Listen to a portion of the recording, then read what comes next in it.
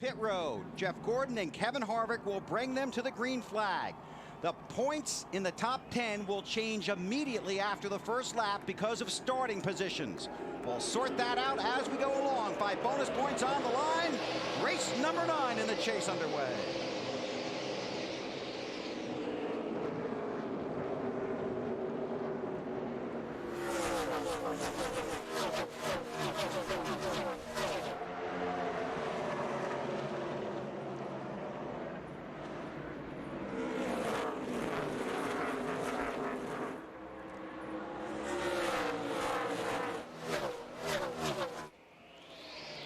Gordon gets the 5 bonus points for leading the first lap. Mission accomplished. Kevin Harvick can have the lead now, but at least he got those 5 points. I don't know if he can have it or not, BP. Well, doesn't look that way, does it? Man, he got that outside line to work. Trying to get it. We saw that yesterday. If you can get your car to work really well up in 1 and 2 on the high side, it's really, really fast, especially getting down into 3. See Harvick working the apron. We saw a lot of guys working the apron, especially Kevin Harvick yesterday. These cars are a little bit trickier to get down on the apron. They get upset a little bit more than a Busch car. But there's some grip down there or you wouldn't be down there. Brian Vickers, Dale Earnhardt Jr. And the 8 car walked through the garage area this morning. The 8 car changing springs in about every location, sway bars, wholesale changes on that 8. Matt Kenseth was 17 points out. He now leads the chase, and Jimmy Johnson in the 48 car, 48 points back, but it is early. Harvick to the inside of Gordon. Yeah, but this is where that high line works. If you get off the corner, you just have more momentum going down the backstretch, and you've got a clear shot into turn 3. Harvick again. This is exactly what you expect to see at Phoenix. So we talked about it, we saw it yesterday. You can run side by side here all day long. There's enough room. There's enough racetrack to do this, and it's fun for the drivers. It's fun because you can run side by side. There's a lot of places you can run side by side. It's pretty hairy because you're going so fast. You may lose the air on the car, the spoiler. Not so much here. Harvick got the 5 bonus points for leading the previous lap. Let's check in with Alan Bestwick.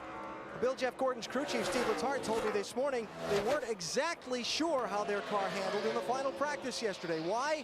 Because they discovered at the end of practice they had a slowly leaking left rear tire and might have been adjusting the handling on the car, to Jeff's comments, when the car's handling was actually being affected by the flat tire. So this first run of the race, a little bit of a guess for the 24. Dave? 29 car to the lead now, Alan. That in front, that is where they expected to be ever since they drew the last qualifying spot for Friday's qualifying.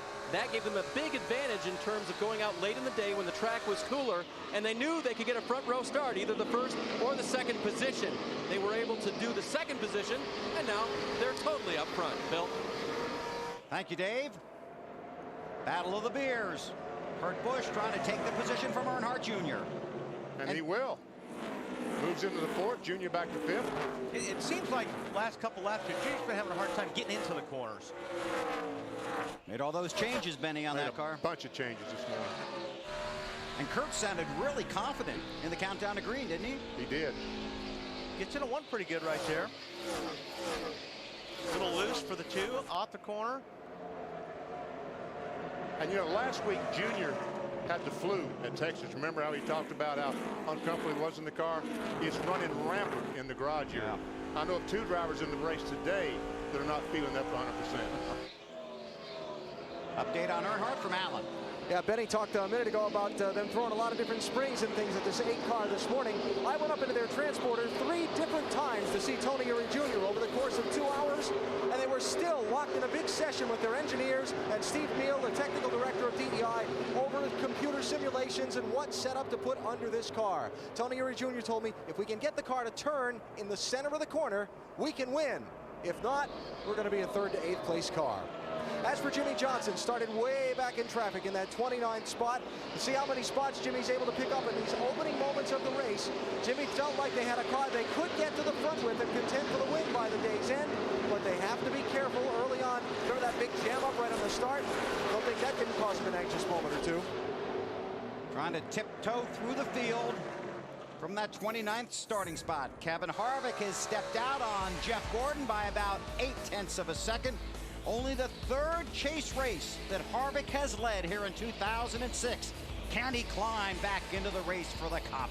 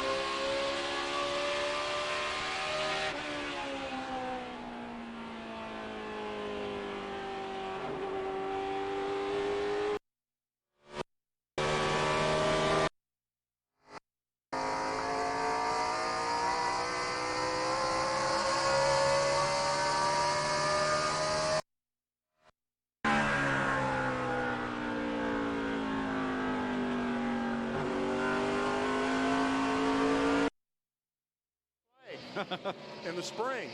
This is how the race ended. Him leading. Won the Busch race and the Cup race here in the spring. And almost won yesterday. Finished second to Matt Kenseth. There's Kurt Busch. Let's get an update. Marty, that you? That is me, Bill. And VP, what do you say about people being sick this weekend? Yeah, Kurt Busch was one of them, wasn't he, Marty? He was indeed one of them. Yesterday, he had the flu. He went to bed about 3 p.m., didn't get up until this morning. He really was hurting bad yesterday. Brandon Ash is standing by to drive as a relief driver, just in case Kurt can't make it all the way. But he feels much better today. They're fairly confident that he can make it all the way. And obviously, they have a pretty good race car, too. They've moved up to 4th. Alan? I think Wally was talking about Dale Earnhardt Jr. just a second ago, and was he having trouble getting his car to turn? Did I hear that, Wally? Yes, you did. Hard to get on the gas off the corners. Front end doesn't want to grip like he'd like it to. So there's your report from the 8 pit. Yeah, it looked it right there, too. If you ride with him, this is going down into turn 3. See how the car just slides and it takes forever to get on the gas? Yeah. He's waiting for that car to grip in the front before he can get back on the gas. Now, it looks to me like it's worse down here in turn 1. Because there's more banking. Right. 2 more degrees of banking in 1 and 2 than there is 3 and 4. Look, I'm way up there. Slide, slide, slide. This is for 9th, Joe Nemechek in the 0-1. Casey Kane runs in the 10th spot in that 9 car. Nemechek started in the 5th position, so he is moving backwards a little bit. Marty, how about this 9 car? Well, BP, the weekend has not gone so well for Casey Kane. It's not because he's sick. The car just hasn't been handling very well. That's what's sick in their program. Middle of the corner off, they just have not been able to get this car to turn. You guys are talking about how critical that is. You see how he washes up the racetrack? He cannot keep it down on the bottom. He radioed to the guys, said same problem we had yesterday. We haven't made it any better. Car's extremely tight. It just will not turn. Kane looking to the inside.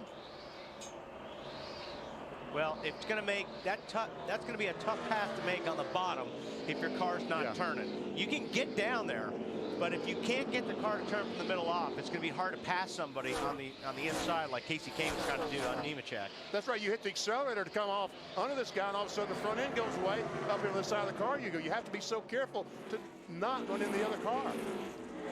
Now let's find Jimmy Johnson. There he is in the 48 car, started 29th. We are 23 laps in. He's worked his way to 17th. Well, he's picked up 1 position every 2 laps. That's not bad. And he's back on top in the point standings. Alan? And Bill, Jimmy's having a lot of fun right now. How much fun's he having? This was his team radio just a minute ago. Jimmy, you're doing a great job. Last lap was a 28.70. That's the same as the leader. I have no idea how much fun it is to drive this car right now.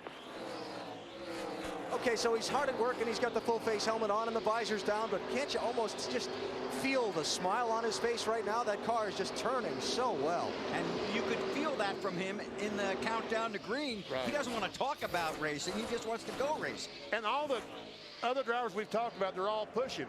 Watch his car, Wally. They just keep it right there, take it right down the bottom of the racetrack. How cool is that? Beautiful. Kevin Harvick looking for the Phoenix sweep here in 2006 and trying to put himself in position to capture the cup next week at Homestead through the field when we come back.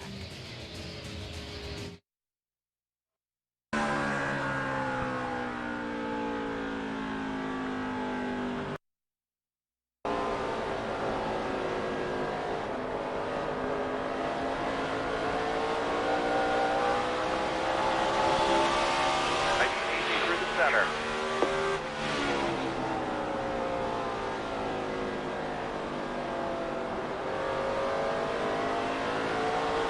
27, nice lap.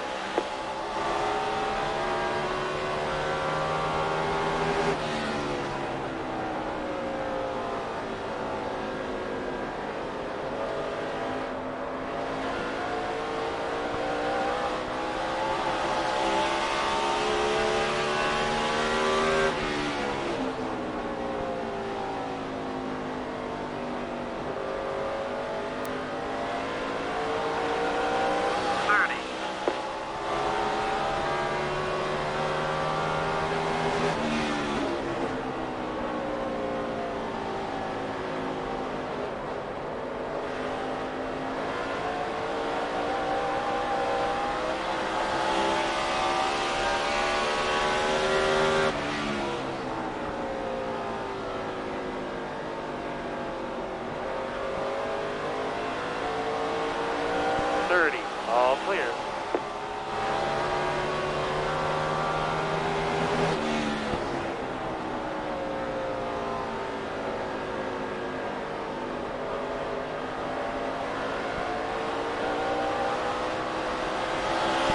Inside.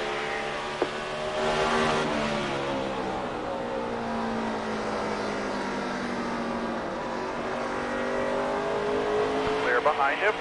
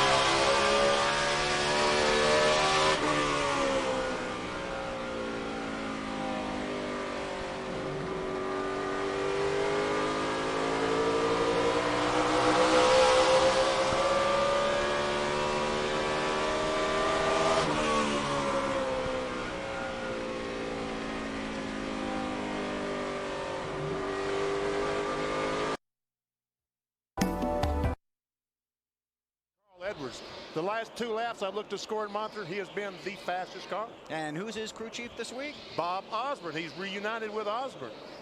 There's your race leader, Kevin Harvick. Let's take you through the field, and here's Mr. Burns. Kevin Harvick got his 5 bonus points when he took the lead from Jeff Gordon on lap 5.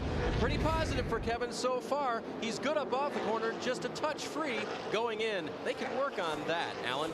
Jeff Gordon started on pole. He's running second to Kevin Harvick right now. He's fallen a couple of seconds behind him. Jeff talking about needing more rear grip in the car coming off the corners, keeping him from getting into the gas as fully as he'd like in those turns. Dave?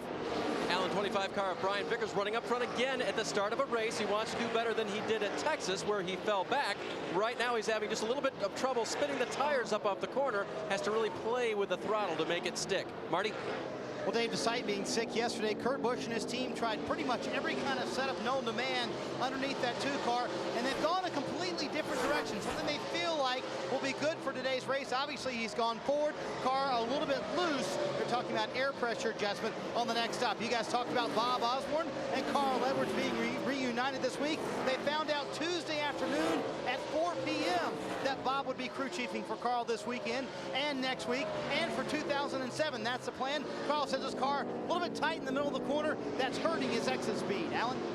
When Dale Earnhardt Jr. has met with reporters during his scheduled press opportunities this week, his answers have been kind of short. At one point he got asked, are you mad about something or what's going on? He said, you know, I'm really just focused on my race car, thinking about it, trying to make it better. He wants this championship badly. Right now he's running 8th. Dave? Ryan Newman remains in 7th position where he started the race. He has a new crew chief this week. Mike Nelson moves from race engineer to calling the shots. Matt Borland spending some more time with his family. It's not a foregone conclusion that Borland won't be back, but this is certainly a trial for Nelson and Newman to see how it works. So far, so good.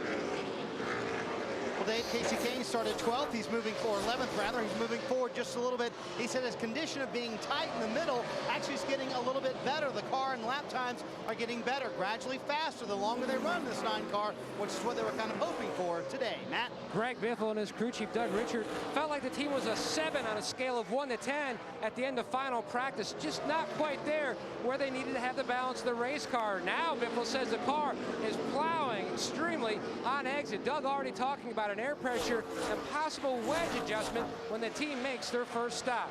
AB? You know, a couple of weeks ago, I talked about people having the opportunity to race for the championship in the final 4 weeks. Somebody was going to go up there and knock off 3 top 5 finishes in the last 4 races. Well, Jimmy Johnson is certainly doing his part today. After the great second-place run in Texas last week, here he is already up into the top 10 from 29th starting spot. He just took 9th spot away from Greg Biffle, and we're only 38 laps into the race. Dave? Jamie McMurray started 14th. He's moved his way up to 11th. That's pretty good. Right now they have interim crew chiefs working for Jamie. He's the big unknown in the Roush crew chief shuffle. No decisions for 2007 yet for Jamie, but he's running strong right now, Alan. Joe Nemechek has slipped back a little bit. He qualified in 5th position. He's now running in the 12th spot. This team has had 2 top 10s in the last 4 weeks after really struggling most of the season. They're hoping they can stay up front and knock off another top 10 today. Dave? Matt Kenseth has fallen back 3 positions from his start. The car loose off the corner, meaning that when he wants to exit the corner, that car wants to spin the tail toward the wall. That's not a fast way to drive a race car. They will try to adjust on the first stop, Marty. Well, Dave, here in April, Kyle Busch might have had the best car, but he fell back into the field and got into a wreck. This is the same car they brought back today. And yesterday in practice, they really felt like they were about a 6th to 7th place car. So they made changes to be more like their teammate, Jimmy Johnson. So far, those changes might not have worked. He's back in 15th after having started in the 9th position. Matt? And David Gilliland was just passed by the 11 of Denny Hamlin. Now Hamlin says that he's got too much play in his brake pedal, but that was because he spent so much time on the outside of the 42 of Casey Mears trying to let his brakes cool. And the 38 David Gilliland, not a whole lot of radio conversation, but a very stellar qualifying effort, trying to capitalize and have a solid top 20 run today. Alan? Watching Jeff Burton, who talked about this being a down week after the troubles at Texas last weekend. It cost them so many points and maybe a shot at this championship. Jeff said that he's sorry they haven't been able to take full advantage of the opportunity to win the championship, but it's not over yet. He's running 18th right now. That's about right where Jeff Burton started. He started 18th. Marty?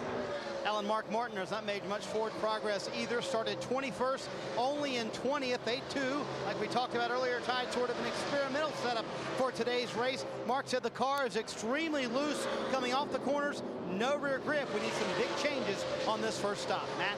And Tony Stewart looking to keep that momentum run alive. Now he has one here in the past. Different race car than the last 2 weeks, but hoping for the same result. Smoke says the car is too tight, dead center to exit. He qualified 23rd. Right now he's running in the 16th position, trying to chase down that 17. Bill? Thanks, guys. Clint Boyer runs in the 19th position. Those are the top 20 cars. There are 38 cars currently scored on the lead lap, but Kevin Harvick is already picking them off. A lot of strong running cars here at Phoenix early in this race. Harvick out front of Jeff Gordon, Brian Vickers and company.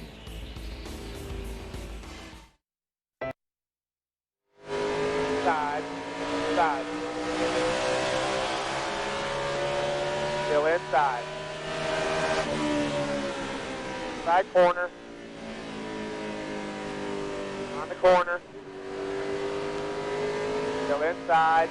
Clear.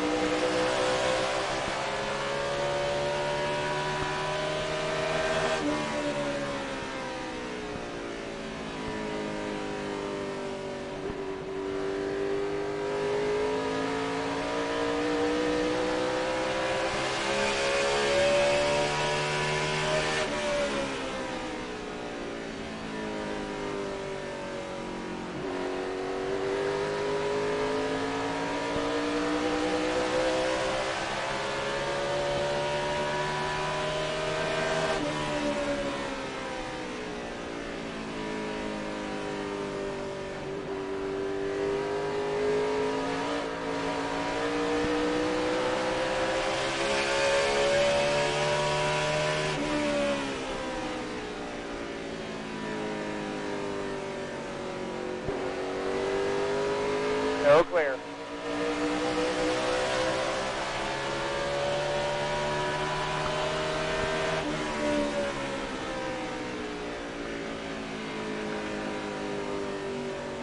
No clear.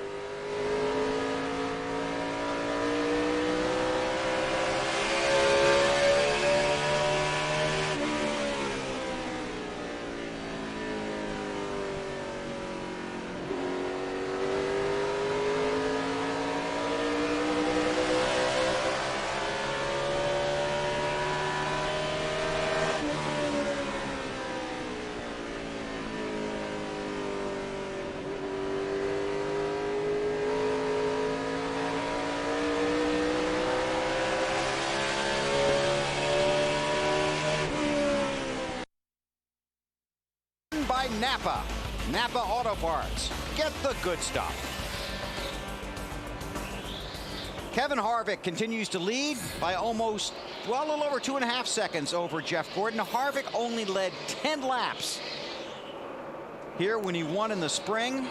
He's already led 47 today. He's got that 48 car coming, though. I mean, that car, like BP pointed out, is as good as Harvick's, if not better, down on the bottom of the racetrack, and he is getting through 3 and 4 BP. I mean, he's on the white line in 3 and 4. If you can get a race car to go through 3 and 4 and grip on that white line, you're going to pass a lot of cars. You heard him say a little bit ago, boys, I can't tell you how much fun this is driving this race car today.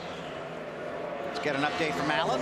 And just a further transmission from Jimmy just a couple minutes ago. He actually would like a little bit of help in turns 1 and 2 with the handling of that car, but he said turns 3 and 4, they're beautiful. But you know what, AB? That's the thing. That's the beauty about this racetrack is you're going to get one end or the other. You're not going to get them both. And I think he's got the car working at 3 and 4 so good that he's going to have to compromise a little bit 1 and 2. If you make the car better 1 and 2, it's going to hurt you in 3 and 4. And I think 3 and 4 is more important corner here at Phoenix. Because that gets you set up. Well, get you to the start-finish line where that checkered flag is. Exactly right. But you carry so much speed through 3 and 4, and everybody else is going to be pushing at 3 and 4. They're going to be sliding high. That's where you pass cars. It's harder to pass cars in turns 1 and 2. There's Brian Vickers. He runs in the 3rd spot. Dave, what's going on with the Vic? Yeah, Jimmy's teammate. Now, he's not having as much fun. In fact, something's kind of bugging him, even though he's running 3rd. Listen. Picking up a little bit of a brake vibration. There's nothing we can probably do about it, but it is what it is. Do you feel like you're using the brakes hard or not? I'm barely using them. The car's turning too good. I don't need them. That's the problem, bud. We got to pay for it to use them. You know what I mean? Like, I don't know what to tell you on that deal. Drag them down the straightaway. Turn your fans off. Try to get some heat in them. So not using his brakes, Wally, is kind of bugging him. He's not really saying, though, that his brakes are bad, so it sounds like maybe it's just an annoyance more than anything else. Yeah, sometimes, Dave, you got to get the heat in the rotors and the pads for them to fit properly to each other. And what he's saying is because the car's working so good, he's not using a lot of brake. So everything is cold when he gets on the brakes really hard right there in turn 1. So the crew chief's saying, put some heat in them. Well, I'll tell you one thing. I bet there's only 5 cars in this field can say they're not using the brakes. Right, yeah. Because this is one place that you use some brakes. As a matter of fact, we'll go inside the Home Depot garage and show you how these guys try to keep the brakes cool enough that they'll last this 312 laps. First of all, you see when you apply the brakes, the calipers send the pads out into the rotor, slow the car down. But it gets so hot that you have to.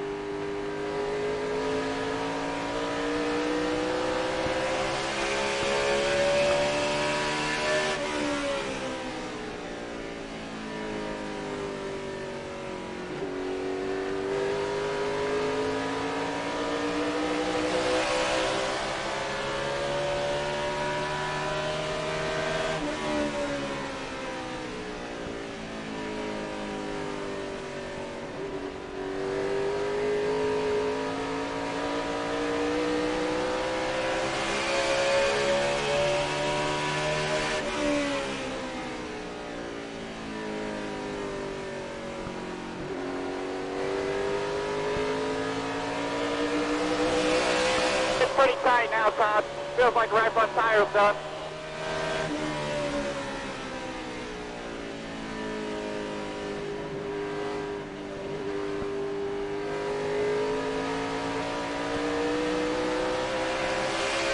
Airport Kevin, it's lap 59 right now, 59.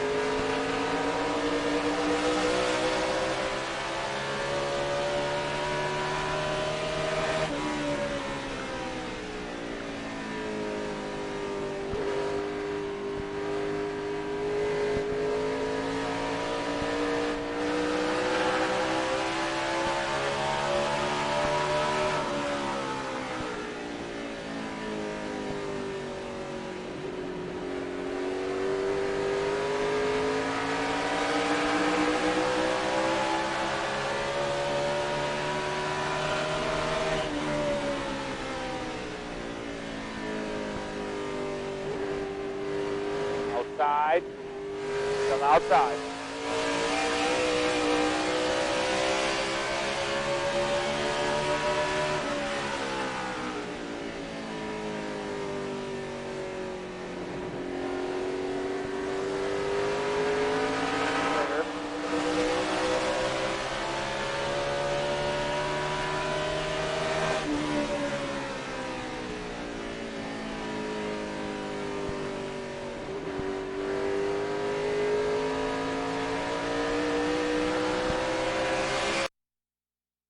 Need an agent.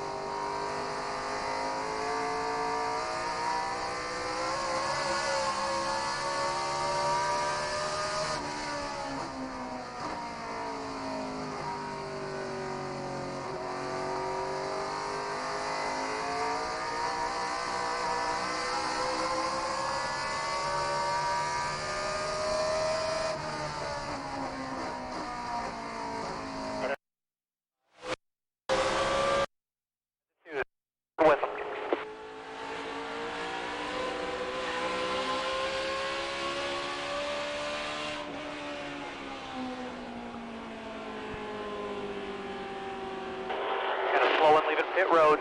Clear right there. Clear.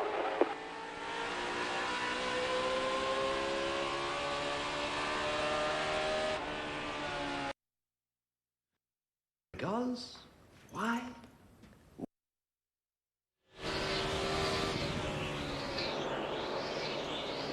Well, I tell you, finally got by Robbie Gordon. Robbie Gordon was giving Harvick fits there. Yeah, he was trying his best to stay on the lead lap because now he's a mile behind. And here we go.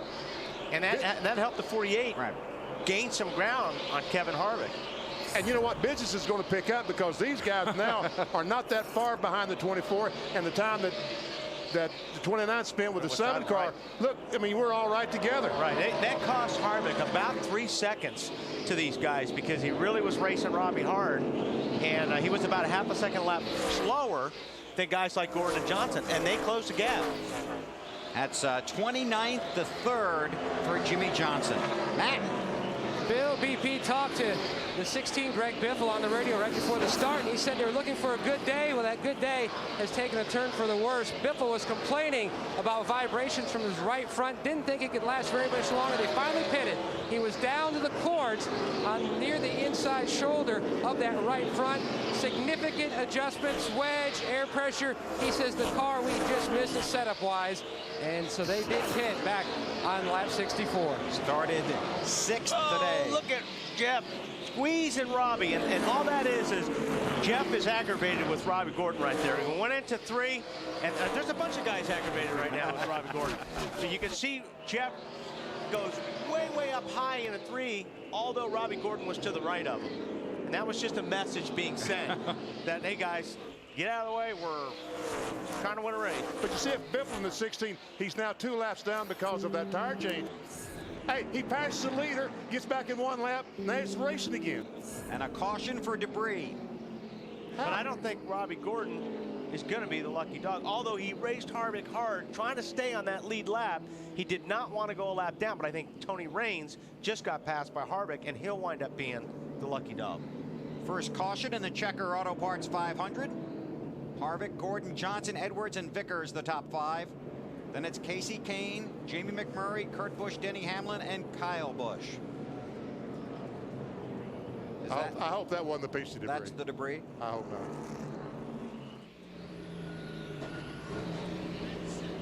But I will say, there's a lot of happy drivers. Well, I'll tell you who's really happy. Matt Kenseth, who qualified 10th. He's running 25th when the caution came out. And you're right, Raines is the lucky dog. He will come around and be the 34th car on the lead lap. Pit road is very tricky here. It is long, tight, and curvy down there between turns 1 and 2. See how it all works out. Harvick brings them down. We start with Marty. Bill Carl Edwards running fourth will have one of the early pit stalls on pit road, so he'll pit early and then he'll have to get out and avoid those cars as they exit pit road. Carl says this car's a little bit of a tight in the middle of the corner. He said he slides for a little bit, but the exit is very good. He noticed where Jimmy Johnson was beating him. He said Johnson can roll through the center of the corner. Half pound of both left side tires for the 99. Matt? Lap cars pitting around Denny Hamlin, so he will have an easy entry and easy exit. He said he needed help most with forward bite. Mike Ford calling for a small air pressure change out of both rear tires. Dave? Kevin Harvick is already leaving, Matt. His car was a little bit tight going toward the center of the corner. A slight wedge adjustment and air pressure. Alan. 4-tire change for Jimmy Johnson. Would you change a car that was running that well? I was going to say, Alan, I'd be real surprised if somebody came back and said they made an adjustment on that car. And Jeff Gordon, a 4-tire change as well. A little help trying to get into the corners. The back end of the car wanted to come around on him when he goes down into the corners for the 24. Let's take a look at the Nextel race off of pit road. Nextel celebrating speed, teamwork, and getting things done instantly.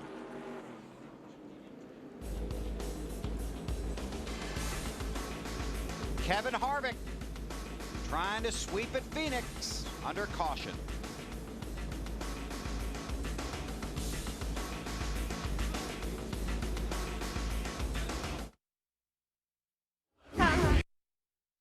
Partly animated, my name is Earl. I'm a changed man, Randy. Then Jim's returned to the office with a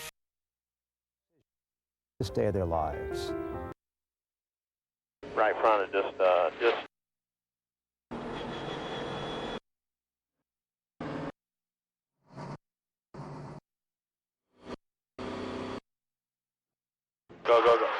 Clear up after the 61.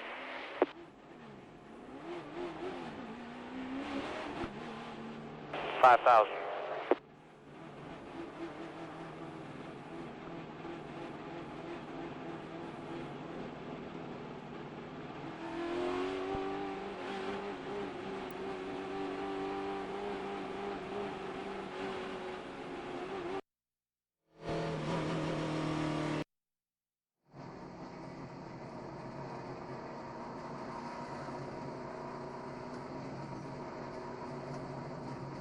Okay, Kurt, you had 2.7 to the right front and 1.2 to the left front.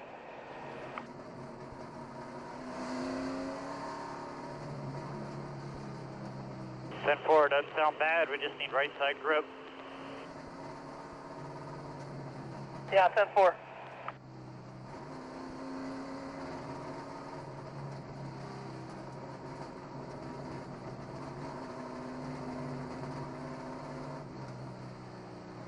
Sorry about the pit stop there. We'll make it up to you today.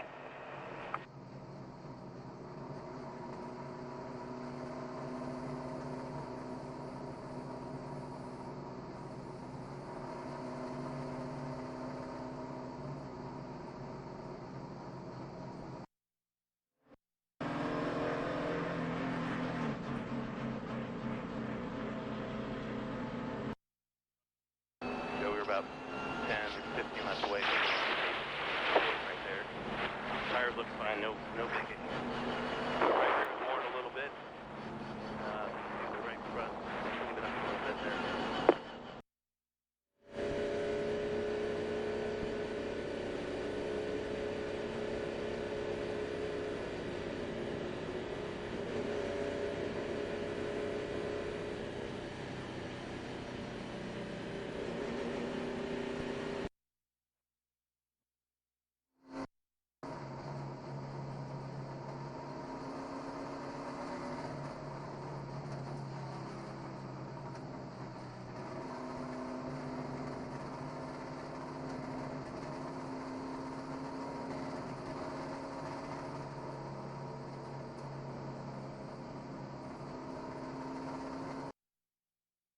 Wait, I don't think he stopped yet. Great strategy on the 17, like you said, while they are still in the lead lap, to come and stay out. They then did come in and make a pit stop to fix a very loose race car, chassis and air pressure adjustments. Watch as he makes his pit stop. And the catch can man, the fellow that catches the overflow of gasoline, puts a bar in. Now the tire hanger on the right rear goes up and makes that chassis adjustment, takes that Panhard bar down a couple of rounds to help the car off the corner. As a matter of fact, I think we got a better example as we go inside our Home Depot virtual garage and try to show you what we're talking about. The rear Panhard bar or track bar locates the body to the frame, to the wheels. When it breaks, everything goes haywire. But as you take that down, that helps the car get up off the corner. If you've got too much bite off the corner, you can go the other direction and help loosen the car off the corner. Right, Wally? You got it. Okay. That's, wow. You were right, so I wasn't going to comment. And as the driver, you're hoping that's going to do the trick. Yeah. Now, Greg That's what Biffle, we Matt talked Kenseth about, he got a lap back, but he stayed on the racetrack. He did not pit, hoping to stay the top car and get a lucky dog on the next caution flag, if there is another one fairly soon, and get back on the lead lap. See what happens. Oh, Kevin Harvick got a great start, so. Biffle's going after him, though.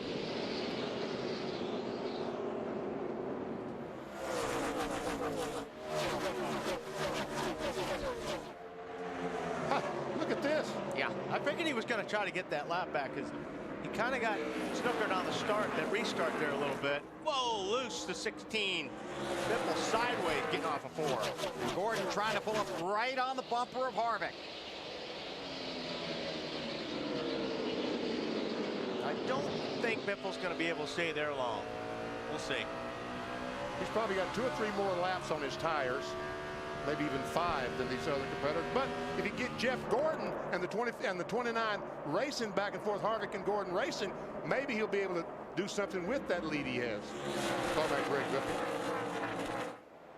Down the front stretch. That race kind of fizzled away quickly, didn't it?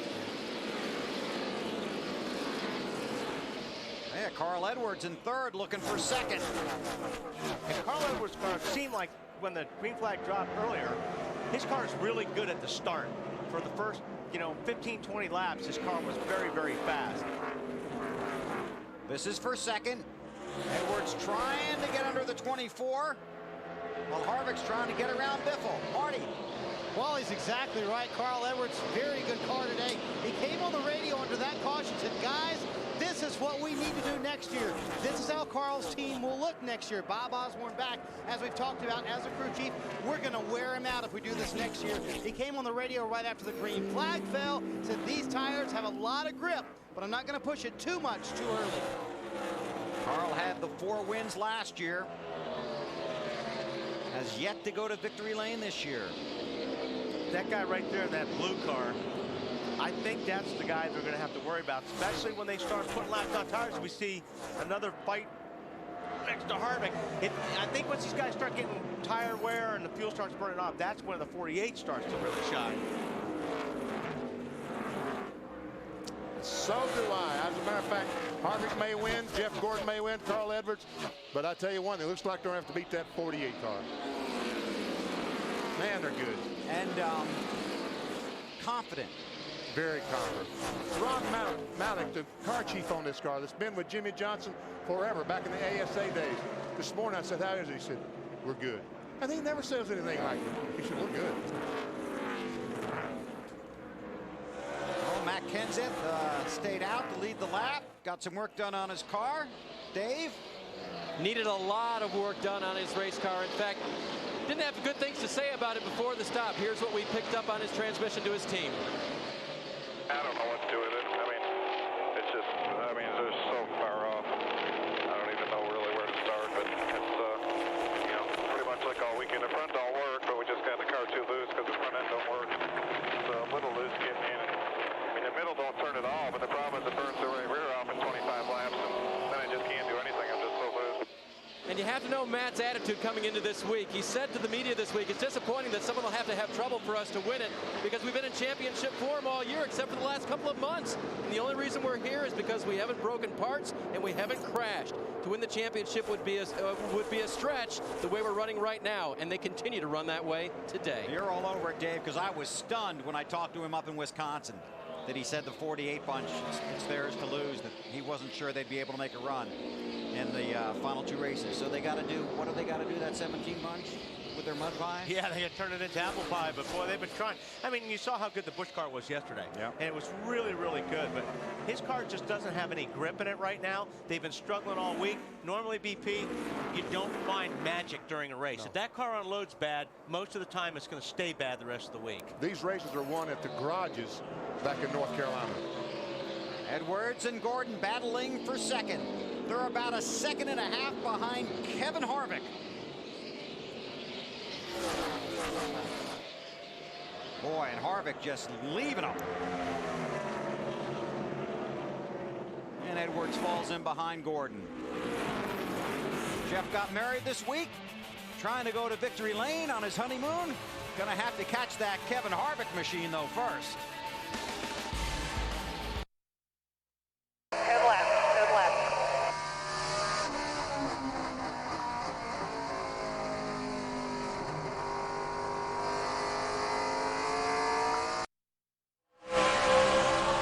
We need to hold on. Hit 4.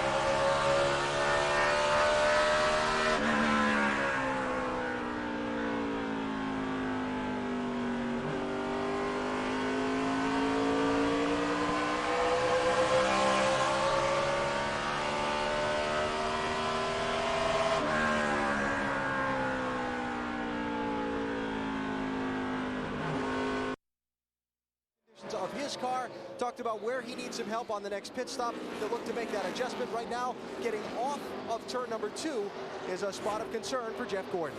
Marty? Alan, a little while ago, Casey Kane came on the radio and said something you don't hear drivers say very often. Told the crew, I had no idea this car would be this good today. Yesterday in practice, they could not get it to work, but Casey has found a line that works for him. Here's the shocker. It's the high line, and they've made it work. He's up in the top 5. Dave? Jamie McMurray was asked this week, hey, Jamie, can you pinpoint what you need in a crew chief? And he said, yeah, I wish. Maybe what he needs is a combination of Chad Norris and Wally Brown, who are working on the car today. Those guys have that car running well, and just a slight air pressure adjustment to keep up with the track on the last stop, Matt. And he's going to have the 11 of Denny Hamlin on his bumper shortly. Now, Hamlin's spotter, Curtis Markham, and his crew chief, Mike Ford, have both cautioned him to let off a little early to try to help him through the center and on exit. Hasn't said much about the weak brake pedal. He's just trying to change up his line. His team gained him a spot on pit road, and he's gained one on the racetrack. Matt, the 25 car of Brian Vickers right now lost a few positions on that pit stop in that sequence. They had an air pressure adjustment to fix a car that was too loose off the corner, but a tire got away from the crew. Crew chief Lance McGrew immediately called the team behind the pit box, got them together, said, get your heads back in the game. Very unhappy, and they're hoping the next stop they can pick up positions for Brian Allen. Dale Earnhardt Jr. trying to take the 8th spot away from Brian Vickers there in the 25 car, and does. Just before the last pit stop, he talked about the fact that his car, he felt, had something seriously wrong with it. They made some adjustments. He just called in on the radio 2 laps ago and said, that's in the right direction, but I need more of it. Marty? Back there in that 2 car is Kurt Busch coming back up through the field. On their last stop, they hung a lug nut on the right rear tire. He lost several spots on pit road, but the car's actually reacting very well. He told the guys, listen, we need to get that fixed on pit road. We cannot afford to have those problems today. Mark Martin in the 6 car, very good at the end of a run. Mark very loose at the beginning of a run, but the longer they go, the better that 6 car gets. Check out their season, a synopsis of it. In the first 30 races this year, they only had 4 finishes out of the top 20. In the last 4 races, they finished 22nd or worse. Alan? Jeff Burton, former winner here at Phoenix, started in the 18th spot. He has driven up to 12th position, most of that in the late laps on that long green flag run. This 31 team, one of the few teams that made a really, really long green flag run in practice. Maybe that extended run helped give them some information that allowed them to pick up spots late in that run. Marty? Kyle Busch just went around Jeff Burton. He's saying his car is erratic. They made changes to make it more like Jimmy Johnson's car after final practice yesterday. We told you about that. Well, Kyle doesn't like those changes very much. Way too loose at the start of a run. He said it takes too long for it to come in. By the time it does, we've lost all this track position. Matt? In the gaggle of cars, there's the 07 of Clint Boyer. He, like the other rookie there, David Gilliland, complaining of similar things. Boyer says he needed help most on exit the car, just plowing. So Gil Martin shuffled the air pressures and made a chassis adjustment. Hasn't really seemed to help yet, waiting for everything to come up. Meanwhile, the 38, they made some small adjustments, just trying to help him most in the center of the corner, and Tony Stewart in the 16th position. The 20-car driver says his car is just still too tight. Pace, much better, though, than it was in final practice on Saturday. Dave? Well, the 17 crew still trying to get Matt Kenseth as far forward as they can do at this point, running in the 21st position. The big bullet they dodged during that first sequence was running as poorly as they did. They stayed on the lead lap, and as we mentioned, that was key to staying out and leading a lap. Bill?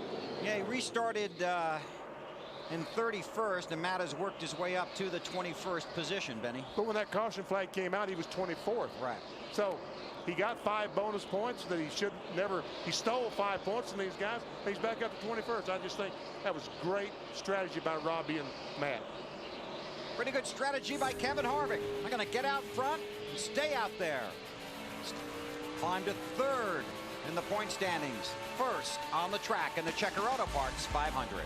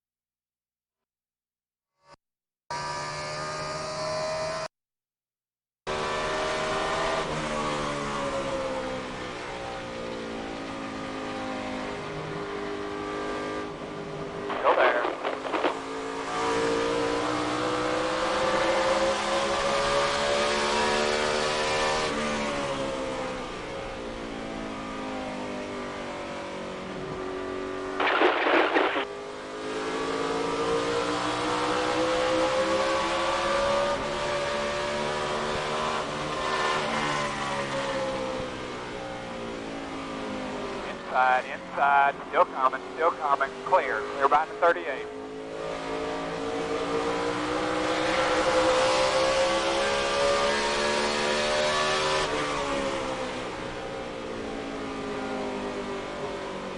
Yeah, trying to come inside, all clear, all clear.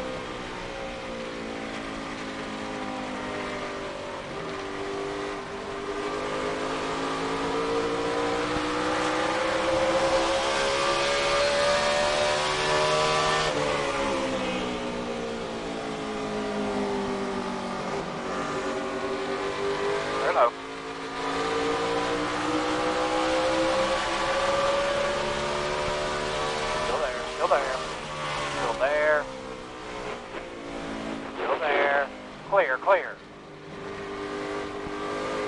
Out of the way, buddy, out of the way. That's one out of the way. It's another one out of the way. Right, I just not turning. You're good enough. 10-4 now.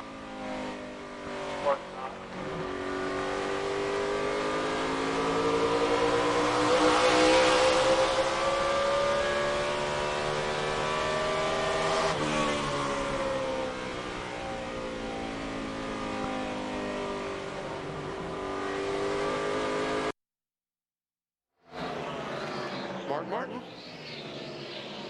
No. It's Matt, I think, isn't it? Is it Matt? Okay, answer please. Matt Kenseth. Don't. Remember how hard they worked last year just to make the chase? Yes. They had a great run all summer and got to the chase and they're out of gas. And this year they came in as strong as you could want your team to be. And they just have not been able to find it. And it's not unlike a hitter going into a slump or a pitcher not being able to throw strikes. You don't know why you're there. Robbie Roger told me this morning, I have no idea when we flipped the switch. Because they won Michigan, they won Bristol. I mean, they were winning races, very competitive, and all of a sudden, someone flipped the switch. And they can't find they're just lost. Got to go flip it back. I said the worst part about Robbie, when somebody flips it back on, you wonder what happened then either. Mark Martin getting around Kurt Busch there. The 10th spot. It's on board with Greg Biffle. He's a couple of laps down in the 42nd position.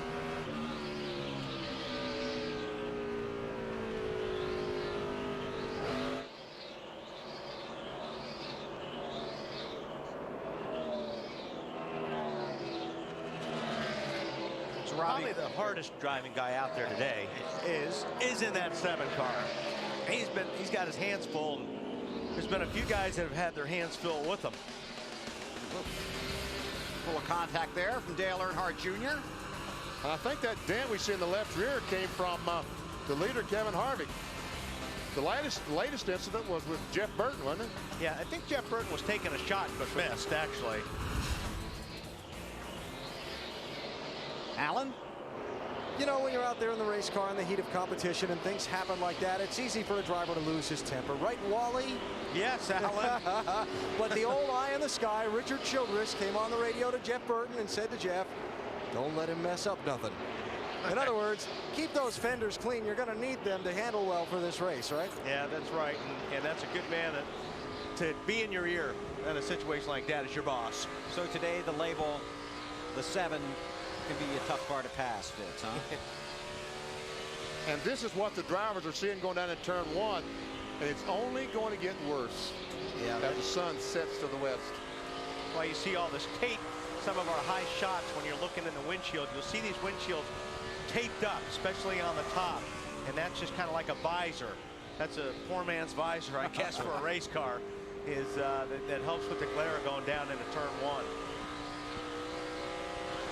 All the chasers now run in the top 20. Harvick is the race leader. Matt Kenseth is 20th.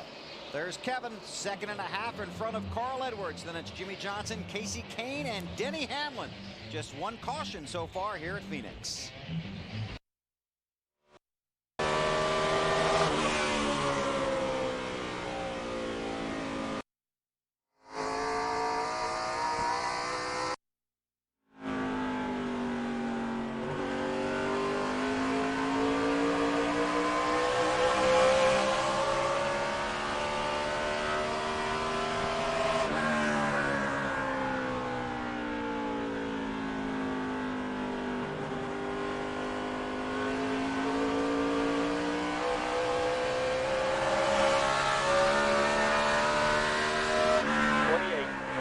For a little bit.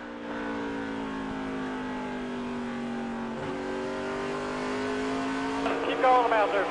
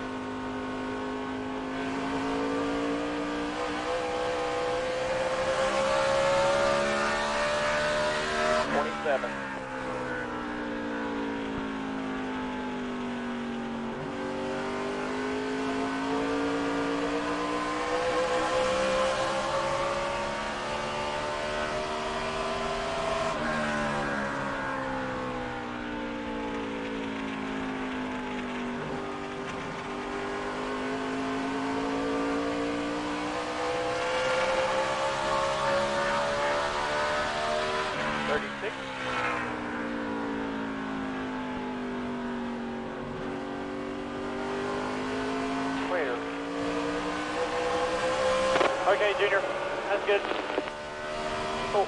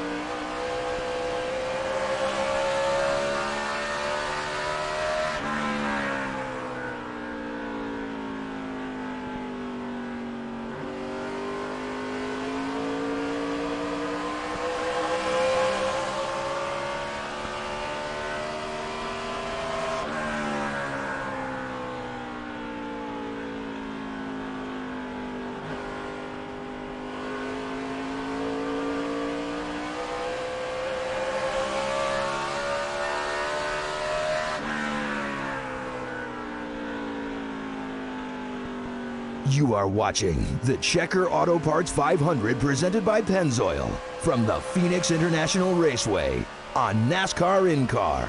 Only available on digital cable. Clear.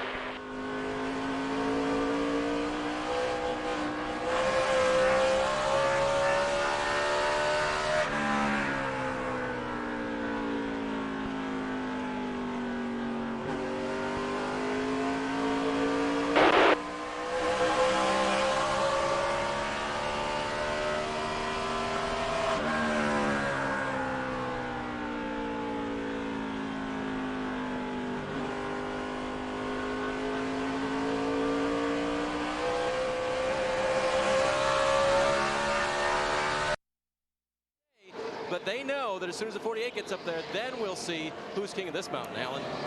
But Jimmy Johnson just moved up to second place now. Next in line behind leader Kevin Harvick. They did actually make an adjustment on that first pit stop. A little air pressure adjustment on the right side tires. Jimmy asked them to take that back out on the next pit stop. Although he has moved up to second and appears to be running lap times very competitive with the leader. Marty? Alan Carl Edwards said he wasn't doing much good trying to catch that 29 car, so he kind of let Jimmy Johnson go, hoping that maybe together they could go catch Jimmy Johnson. Wally and those guys were talking about the sun earlier. You look on Carl's windshield, he has tape almost halfway down the entire left side of that windshield, trying to block the sun, doing everything he can so that will not be a factor that hurts him later in the race. See all that tape? All the white stuff is tape in the windshield.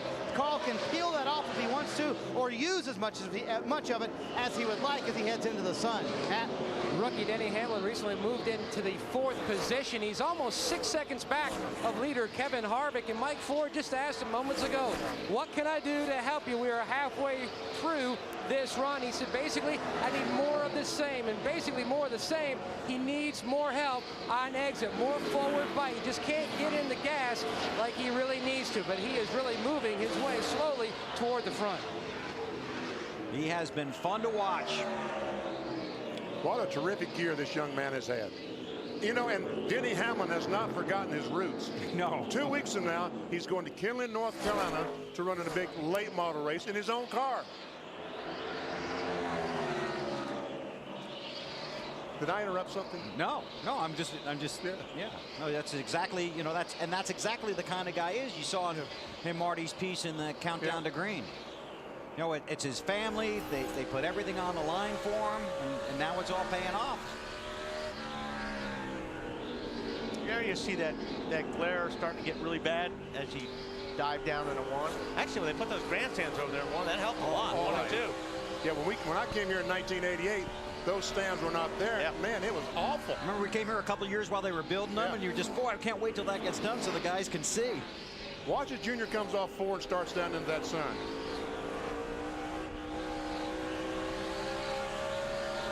Remember Jeff Gordon, Jamie McMurray down in Atlanta ran in the back of Jeff because he simply didn't see him. That's right. He was driving in the sun, and Jeff had a tire go flat. He slowed down, and Jamie ran right in the back of him. Didn't see him. We'll check back in about 100 laps. I think it's going to be a lot worse than it is right now. Oh. Kevin Harvick behind Kyle Petty and Ken Schrader there. That's lots of traffic, and that could get Jimmy Johnson right on his bumper. You see Jimmy Johnson right there. Harvick is going to get slowed down by this pack in front because he's got no place to go. Johnson's coming. Right on his bumper now. So Jimmy Johnson from 29th to 2nd and is about to challenge for the lead. The deepest starting spot for any previous winner at Phoenix, 29th, where Johnson started today. There he is. He's up on the outside, and he got blocked. That's exactly what Jimmy Johnson was hoping for, and he's going to take the lead away. Oh, man, Jimmy Johnson from 29th to 1st. And that was a beautiful move right there. That was a nice move. It was a thread the needle move. Yeah, on Jimmy Johnson's part. But like I said, I think Johnson's car is the strongest car at this point in the race right now on these tires. So the longer they go, the better he goes. Oh, contact with Robbie Gordon. It has been an eventful day for that 7 car. Kevin Harvick has surrendered the lead. There's Jimmy Johnson. He is the hottest man in the chase and the leader in Phoenix. The Coca-Cola Racing family is a competitive bunch. So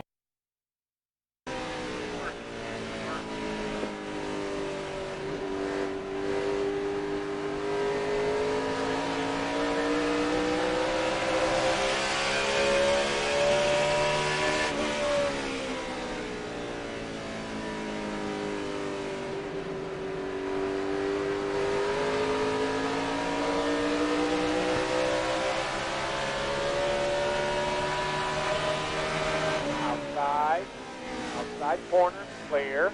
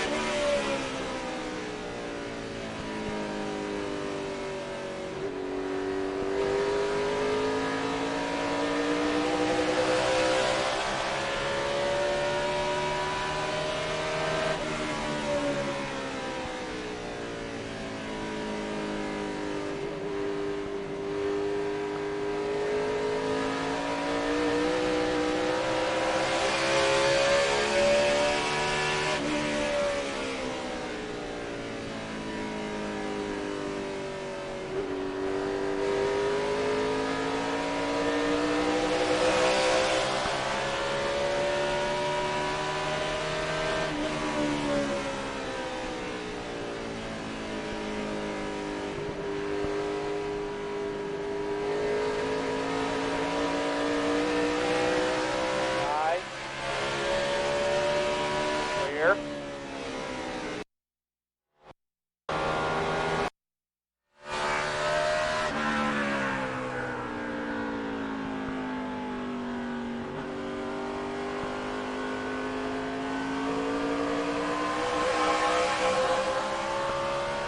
It's off. It's real late.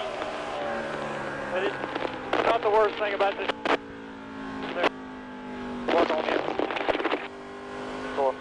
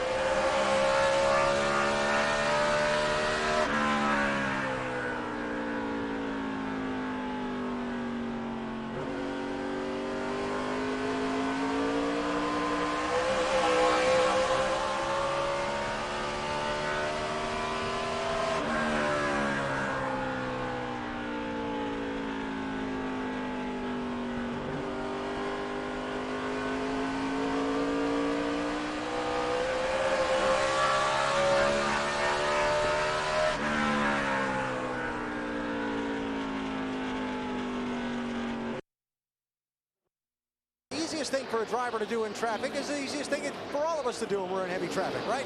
Lose our patience with the people handling race car right now. It's so early in the race. The last thing he needs to do is lose his patience and force the issue getting around these cars and ding up some fenders. Chad Canals very calm on the radio to Jimmy, reading off his lap times and constantly saying to him, "You're doing a great job." You think he's still having fun? I know he's having fun. And let me tell you what, Bill, before the race, I was talking with Jimmy at driver introductions. He said, you know, the 6 days between races, they're the worst. He said, they're so stressful to me. It's when we actually go green flag racing. That's the fun of my week. This championship thing in those other 6 days, that's what he said. Well, it's a fun Sunday for him then. Jimmy Johnson leads Kevin Harvick, Denny Hamlin, Carl Edwards, and Casey Kane. Could be closing in on some green flag pit stops. See what happens here in Phoenix.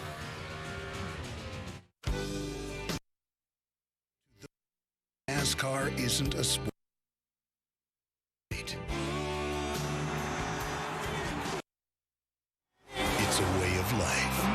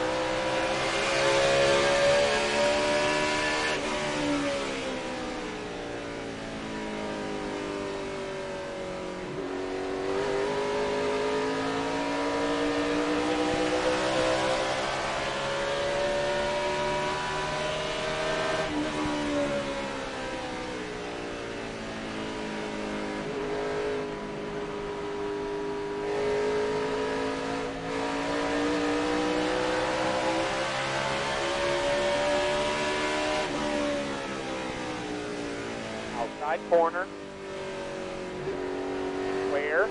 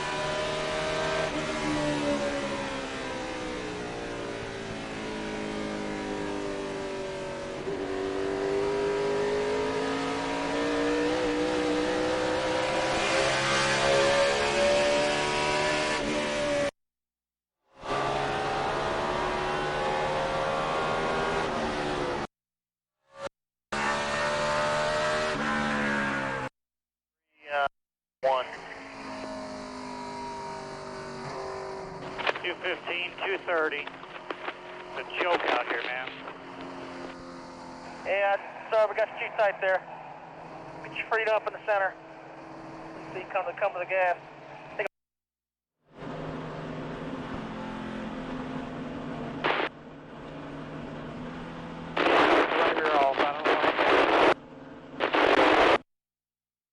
Bowl bid continues for Brady Quinn and the Fighting Irish as they face Army in their final home game of the season. Notre Dame Army next Saturday, 2:30 Eastern, 11:30 Pacific on NBC. Under caution, our second one here in Phoenix. And it's for debris. And this comes just before these guys are going to have to really start thinking about stopping under the green. It's Jimmy Johnson, Kevin Harvick, Denny Hamlin, Carl Edwards, and Casey Kane, the top 5. Then Jeff Gordon, Dale Earnhardt Jr. Great run for Mark Martin. He's up to 8th. Jamie McMurray, Brian Vickers, the top 10. Kyle Busch is in 12th. Jeff Burton in 13th. Matt Kenseth back in the 21st position. There are currently 24 cars on the lead lap. They're all headed for pit road, Marty.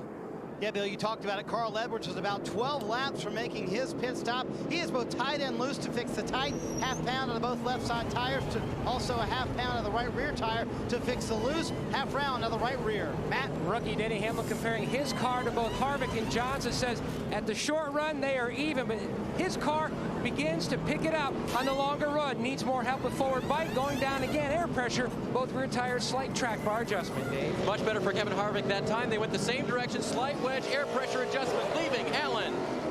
Fourth tire change for Jimmy Johnson, just a slight air pressure adjustment on that stop. Said his car got a little edgy toward the end of the run. Does he get off pit road first? Here is the next race off of pit road, and it is Jimmy Johnson and Kevin Harvick. Gordon picks up a couple of spots. Edwards and Kane each lose a spot. Nextel celebrating speed, teamwork, and getting things done instantly. Crew cam. Yes, Jack Matt, the 16 car. Dennis Killian out of St. Louis, Missouri. Down goes the right side, around to the left. Oh, very close to the pit wall. But to get 4 tires on it, Greg's out of there. Tuesday. 3 dead girls in 6 months. How many more?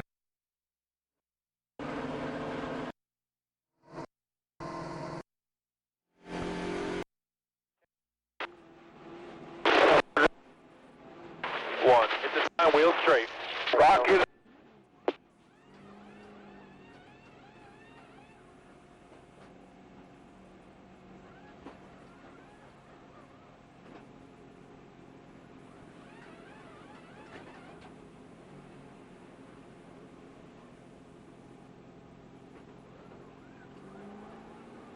All right.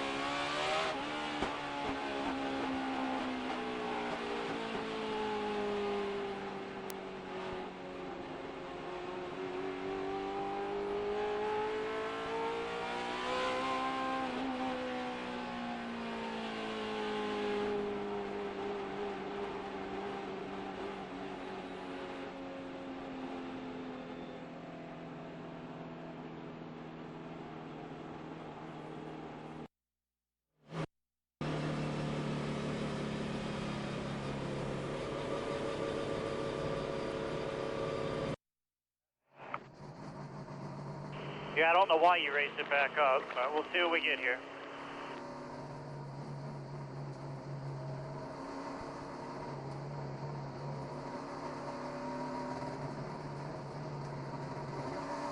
I think you're behind at 12. I'm not surprised.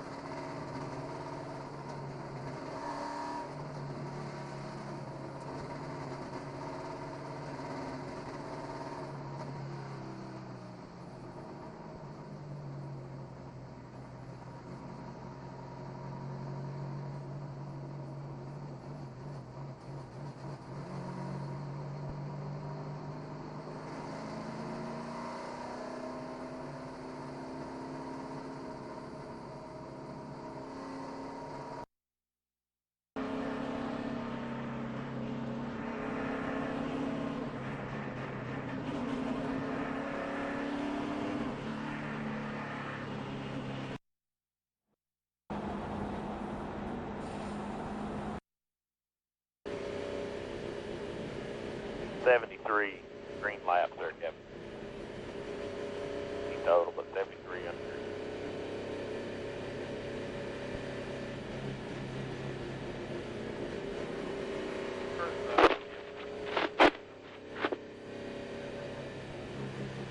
What was that, Richard? About 90, you know, about 10 more quarters on it there.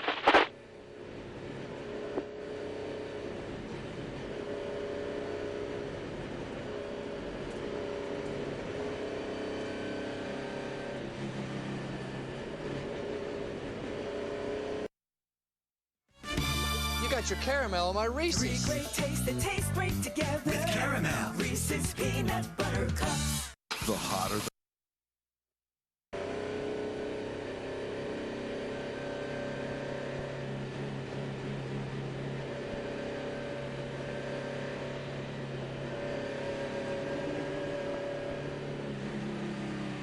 It'll be one to go at the line, and it's halfway.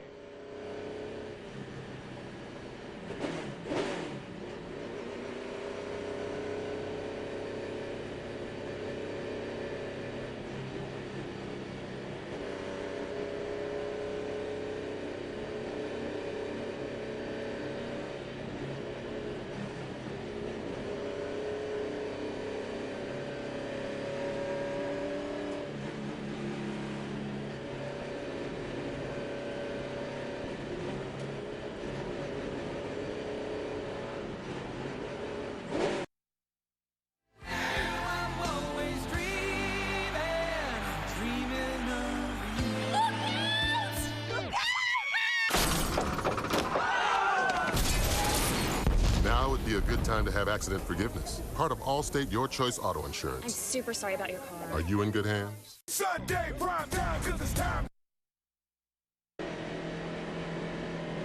You are watching the Checker Auto Parts 500 presented by Pennzoil from the Phoenix International Raceway on NASCAR In-Car. Only available on digital cable.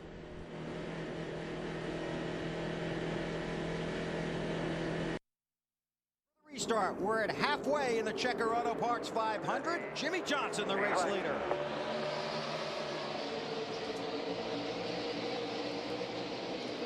Now, these first few laps so far didn't seem to be an advantage for Jimmy Johnson, who got loose. Little contact there. Stremme got in the back of the 41 of Sorensen. Got a little bit loose, knocked him up on the high line, but he hung on to it.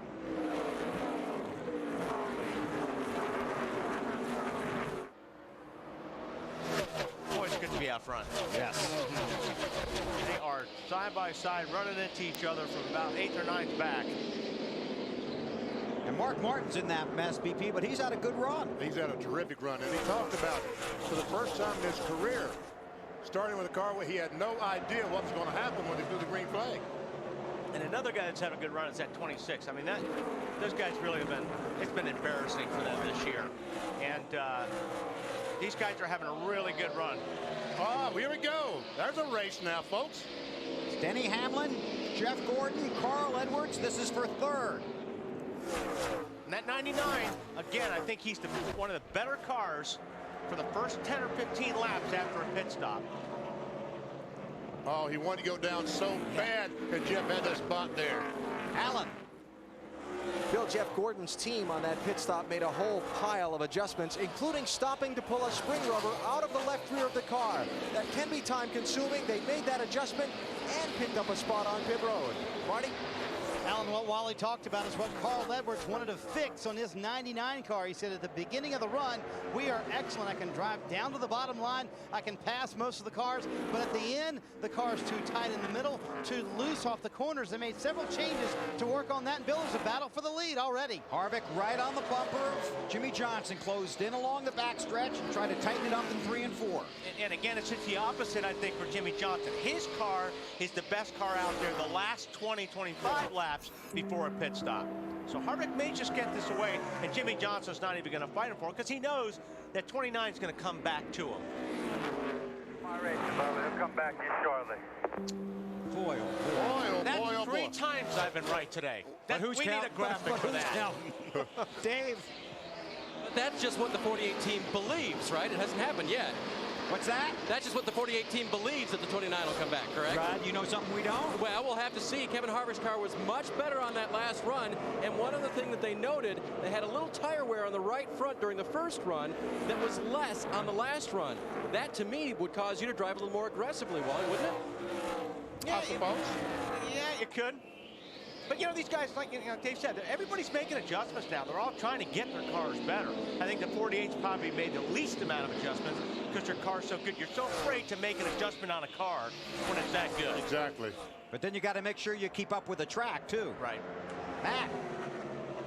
Bill, Denny Hamlin just trying to survive this attempt by the 99 of Edwards to make the pass for third. Remember, I told you right before the pit stop, Hamlin said his car pretty equal with the other competitors at the beginning to the middle of the run. But once they get from that middle stage on, much like the 48 at Johnson, his car really takes off, and that's when it's the most potent. So he's just trying to survive right now till the car comes in. Boy, oh boy, if Denny Hamlin can close in that chase when we go to Homestead next week. Man, wow. I tell you what, all year long I said, well, this is where he'll stumble. This is where he'll stumble. I kept saying that at Watkins Glen, Bristol. Guess what, folks? He ain't stumbled yet. Pocono. Pocono, yeah. He really had a tough time there. He spun out. Yeah. Man, oh man. But he came back to win. Yep. Both of them. Remarkable season for Denny Hamlin. Kevin Harvick out front. Jimmy Johnson runs second in Phoenix. If you want to make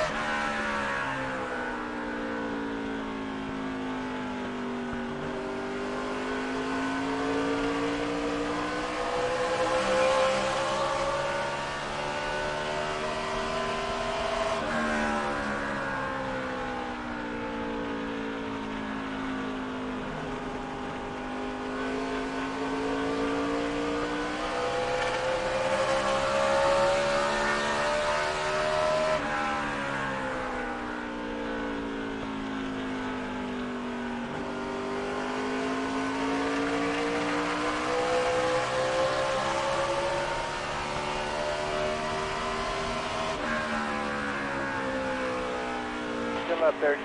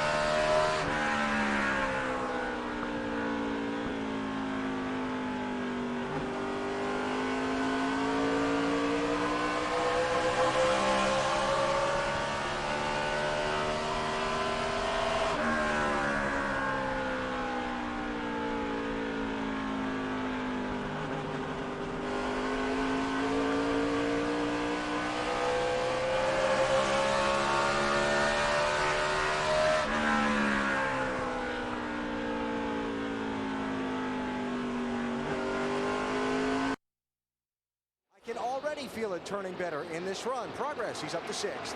Jeff Gordon slipped back a couple of spots after the adjustments they made on the last pit stop. He came off pit road in 4th. He's back to 7th. His crew chief, Steve Letarte, just a minute ago told me their car is good, but not great like those first couple. Dave? I talked to Wally and Chad about their driver, Jamie McMurray, and his race car loose off the corners during the last run. So they stuck one of those wrenches through the back window, made a chassis adjustment, a wedge adjustment, and sent Jamie on his way, trying to make that car better. Lance McGrew, the crew chief for the 25 car, told me that during that last run, they had hurt the center of the corner for Brian Vickers. It got tight, so they went back a little bit on their track power and air pressure adjustment, hoped to get the turn in the middle back where it was. Matty? NE07 Clint Boyer, another rookie, having a very solid run today. Now his crew chief, Gil Martin, has been stressing to Clint his braking points, telling him when to get out of the gas earlier, but also stressing to save his car. He was losing the nose each run about middle of the way through. The car would just get so tight. They've made some adjustments. Seems to have helped. Marty?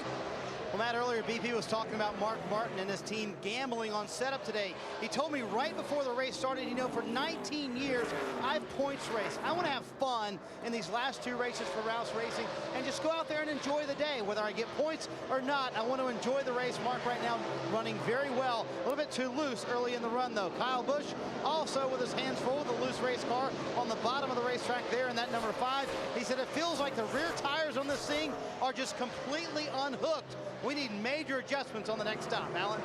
Jeff Burton running in 13th position in the 31 car. He started 18th, came into the race 184 points behind the leader. The championship, yeah, it's a stretch from there. The object today, keep the hope alive. They've got to be about 156 points or less to not be closed out when the race starts at Homestead Miami Speedway next week. They're hoping to do that at the end of the day. Matt? Impressive run by rookie David Gilliland, hanging in the top 15. Not sure what his teammate will be as far as next year. They may not have that 88 car. He may be a single car operation. They hope to know more next week. The car still tight, though, today. He's running in the 14th position. Meanwhile, rounding out the top 15 is Tony Stewart, who's won the last 2 races coming into Phoenix. He was saying the car is on the extremes. Extreme loose in and off the corner, extremely tight in the center. I don't know what else to tell you. He said, I know you don't want to hear it, but that's what it's doing. Dave? Matt Kenseth still struggling in the middle of traffic, currently running 17th. His car is still very hard to drive. After he won the Busch Series race yesterday, he was asked a question several times, can you use what you learned today or the parts and pieces for your Busch car to take to the Cup car for Sunday? He said, you know what, we tried that at the beginning of the weekend, and it didn't work. So crew chief Robbie Reiser told me they went outside the box, went back to their old notes, and really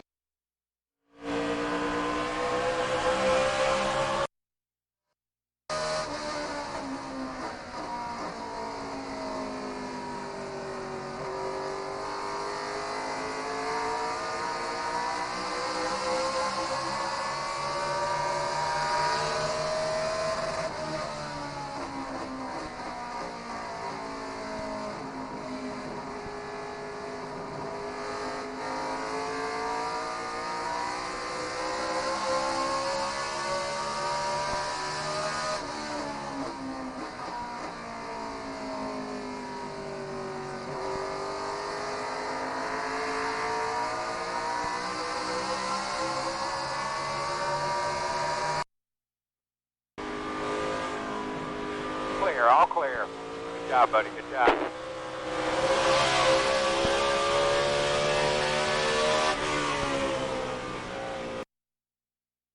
Recovering at home and is expected to return to duty, but a lengthy recovery is in his future. Our get well wishes to Sergeant Poe, and Kurt Busch has learned that he is part of a special group of deputies here in Maricopa County. We salute them all.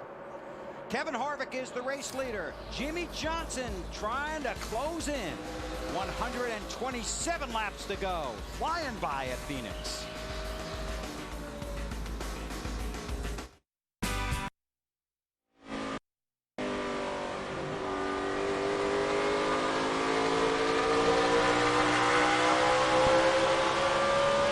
Still there. All clear, all clear. Good job.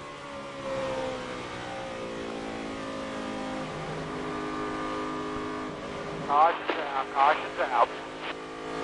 Scott, we hurt rear grip there, but I don't think that I thought it turned better the run before.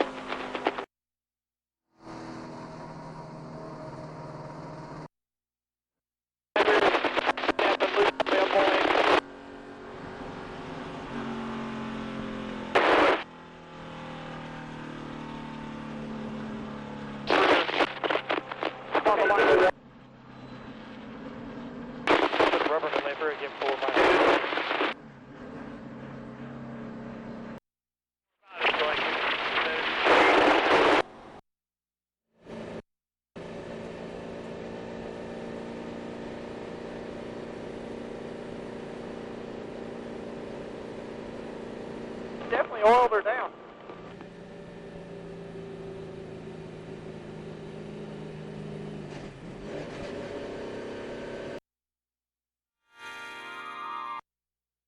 Time.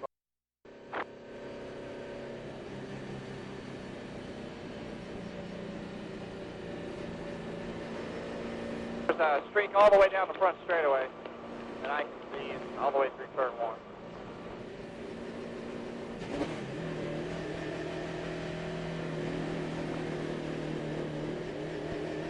Second gear, 5,000 to line, 5,000.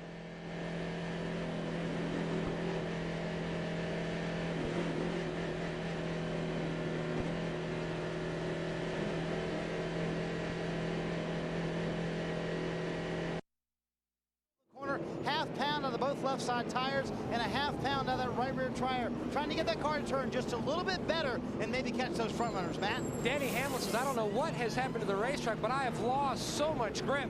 Mike Ford's calling to go back up on the adjustments they made back on the lap 151 stop to try to get more grip with this race car. Dave? And Kevin Harvick just a little bit tight in the center of the corner. Chassis adjustment as well as air pressure for Kevin. Alan. 4-tire change and adjustments on both the wedge bolts, left rear and right rear for Jimmy Johnson. Looks like they had a little trouble on the left front. Gonna lose a number of spots down there. Thought Carl Edwards might come out second, but we'll wait till the camera verifies that. Here you go, BP. 29. There's 99. 9. 24. Ooh. Where's the 48? There he is. Wow. This will be fun to watch. Oh, yes, it will. The response to the number 11 FedEx.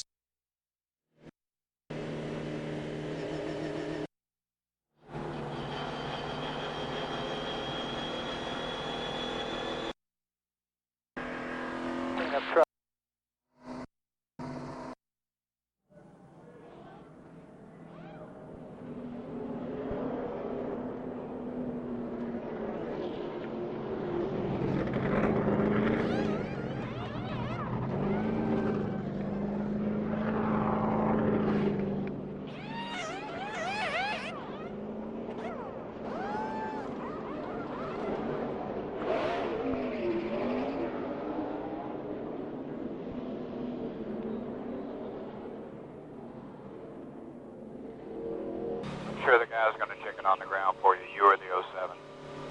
Yeah, the white line, I think. Let's get him behind pit wall right here.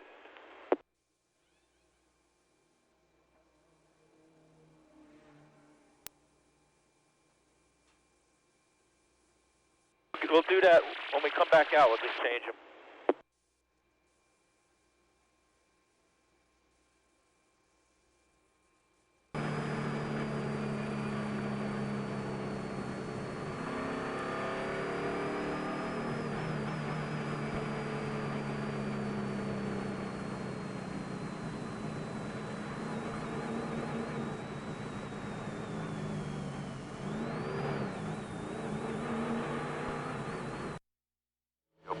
dry down, over.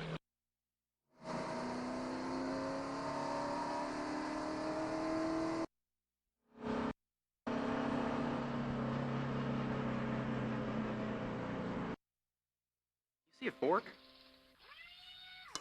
Daryl, is it really all?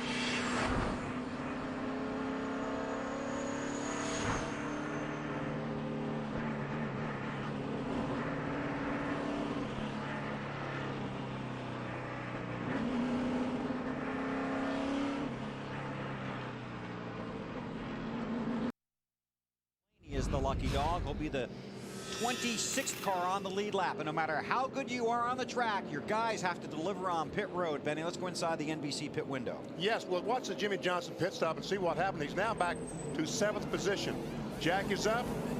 Right side looks pretty good. They finished about the same time. Come back around. And watch the left front, Mike Trower. He pulls the tire, but guess what? He doesn't have all 5 lug nuts loose. He has to pick back the wrench up and then take the tire off. And Mike is just kicking himself right now. Did you see his reaction there? Right after the car went, just dropped his arms. He's one of the best. He is one of the absolute best, yes. So Jimmy Johnson came down pit road 2nd, comes out 7th behind Harvick, Edwards, Kane, Gordon, Earnhardt Jr., and Hamlin under caution in Phoenix. Men is a square table. Is it cool for men to put a lime wedge in their...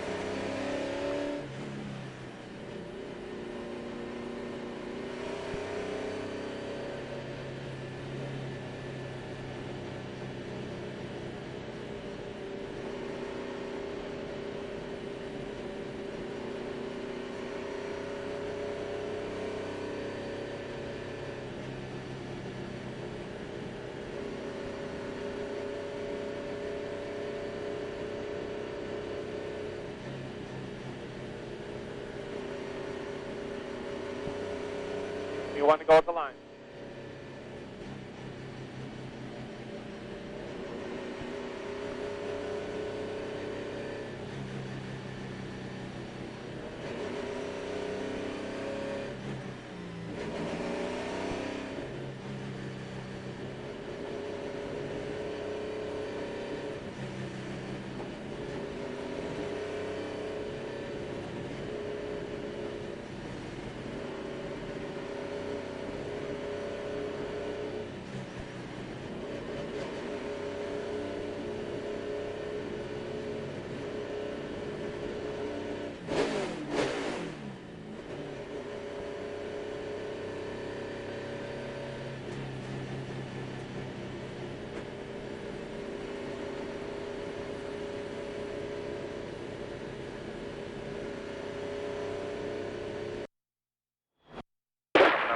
high.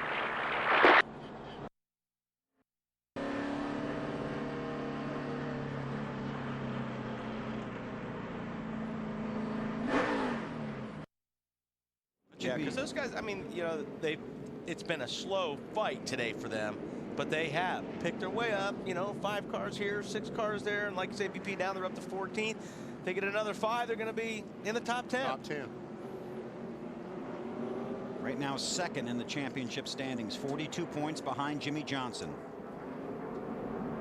The field is doubled up. Pace car to pit road. Harvick, the race leader. Johnson restarts 7th. Let's see what happens here. Green flag, green flag. Double file a long ways back. Yeah, so he actually started 14th. All right, Carl has shown some speed. Let's see if he can get up there and do something with the 29 car. I think he can.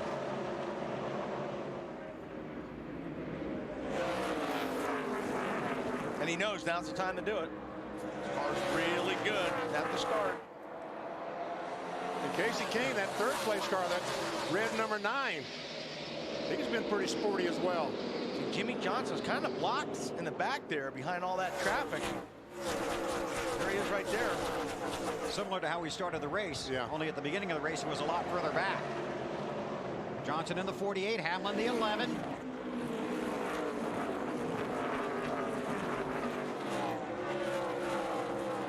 And you know, it's easier to be patient the first 150 laps. It's harder for a driver to be patient, you know, as the race is winding down. I was thinking about that, Wally, and we're going to see more bumping and more getting closer and closer because, I mean, after all, the checkered flag is going to be in the air in a little over 100 laps. Yeah. You know? So what do you say, the first 2/3 of the race, it's all give. The last third of the race, it becomes all take. Okay. Greg Biffle washing up the track. Been a tough day for him in that 16 car. There's Johnson slowly moving his way forward. He has gotten by the 11 car. Moved into the 7th position. Matt, what's up with 11? Well, BP, you talked earlier how the 48 of Johnson and the 11 of Hamlin were 2 of the best cars late in the run, but on that last run, Denny critiqued his own performance and said he might have been a little too over-aggressive at the beginning of that run, trying to keep the other competitors behind him because he didn't want them to get by, then have to try to repass him. Might have overworked his stuff. Now he's going to try to be a little more patient at the beginning of the run, so he's got better stuff at the end. Thanks, Matt. And this is the racing you look for here at Phoenix. This is for 3rd. Casey Kane in the 9. Jeff Gordon in the 24. Boy, Jeff turned dead left. It was a great entry into that corner going in turn 3. Earnhardt Jr. trying to close up behind. Yeah. Well, that was close. I know. I mean, Gordon wanted to get in front of the 9 really bad to make that pass because he can run side by side here for a long time. But he got a clean shot up the racetrack out before. Took the spot. Marty. Well, guys, Casey Kane came on the radio after that stop, thanked his guys for the 2 spots that it gained him. But I'm curious, Wally, a couple things going on. Kane's car is better on the longer run. Takes about 10 to 12 laps for it to come in, and he's been on the high line the entire time. But would he not move down to maybe block Jeff Gordon from the low line that he likes, even though the high line's better for you? You know, I think what he's doing is the right thing. I mean, if his car's going to come in later, there's no sense of really fighting the issue there because that's when you get tangled up and get in a wreck. So, and a lot of times if his car's working in the high line, if you get down in the low line, it really screws your car up and it can really cost you a lot of time. And it's so, after these guys have seen him all day in that high line, if he suddenly goes to the inside and they're faster, they might crash him because they don't expect him to go down there. Earnhardt Jr. all over the back of Casey Kane, Alan. You know, Bill, this team has come into this race with some real momentum. They've had top 6 finishes in 4 of the last 6 races. Really done well these last few weeks. Junior says performing like a team with championship potential. If they get a good top 3 or 4 finish out of this today, they will have done a champion's work because they have had to make some serious adjustments on this car. It keeps getting better every run of the race, and they're looking better every run of the race, huh? Bad. Oh, great run he got off that corner. Yeah, he got a really good run off that corner and gonna take that spot. Such a run it even surprised him. Earnhardt looking back at Kane. Looking ahead of the sun.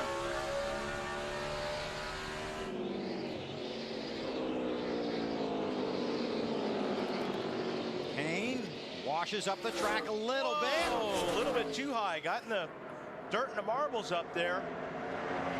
Here comes Jimmy. And I'll tell you, I got it. J.J. Yaley is a local. He's from Phoenix. And he's a lap down, but he has run with his leaders almost all day long. Yeah, he's got a huge rooting interest here. J.J. Yaley does. Oh, there's Harvick out front. Carl can't catch him. See what happens when we come back.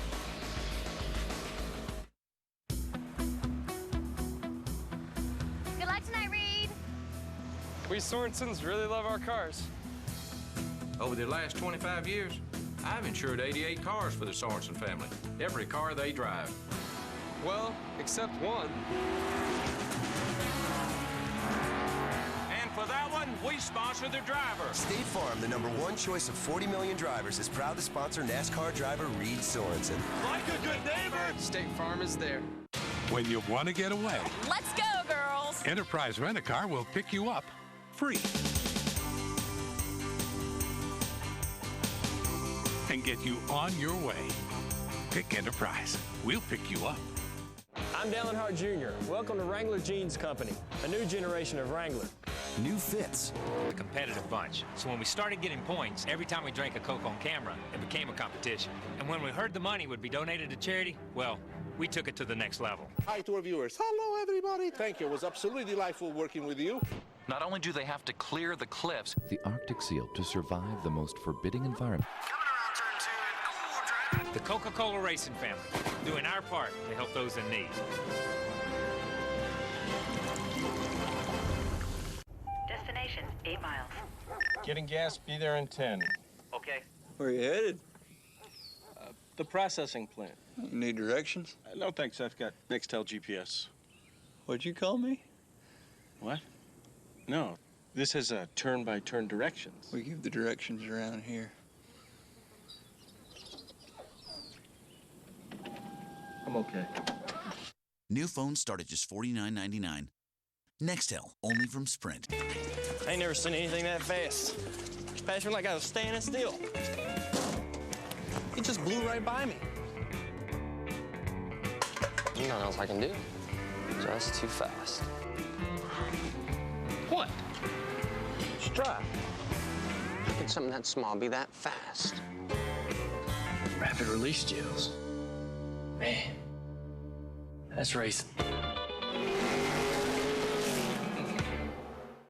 They were strangers, heroes who came together. Now, over the next 2 Mondays, I have to save the cheerleader. the event America's talking about arrives. Heroes, tomorrow on NBC. Kevin Harvick, the race leader here in Phoenix. 211 laps are complete, and he has led 179 of them, clinching the 5 bonus points, the extra bonus points for leading the most laps. And Harvick has put himself in position. Third right now in points as they run on the racetrack, but a number of chasers running inside the top 11. Chase started in New Hampshire. Little early muscle there, Benny. I'll tell you, that was impressive. Harvick went to victory lane, but then next week at Dover, had all kinds of trouble. Got through the mess at Talladega. 4 top 10s, 1 win, but 15th or worse in 4 of the first 8 chase races. But man, oh man, he won here in the spring, and he has just been very impressive again this afternoon. As I said earlier in the race, it's like he forgot to wave the checkered flag. Dave, looks like you might have been on to something there earlier in the race, my friend. Well, Bill, I hope so. But would you say, based on everything you just said, that Kevin Harvick is hot at Phoenix? Yes. All right, there's another reason. He had to turn off his air conditioner. And he had to turn off some other things. Wally, why do you turn things off in your race car in the middle of the race? Battery's going dead, Dave. They are having some voltage issues. Kevin radioed in how the battery was charging right before the restart. Richard Childress helped him out by saying, here's the volts that your teammates are running, and they were the same. So for now, no problem. But Kevin doesn't have the air conditioner running, which is a problem, and they're keeping a close eye on him. Well, some late breaking news. Yeah. About 100 laps to go. I was going to say inside 100 to go. Yeah. And used to, they didn't have air conditioners, and these guys toughed it out. So, could you tell us about those days, BP? Oh, can I ever? Hottest you ever been in a race car?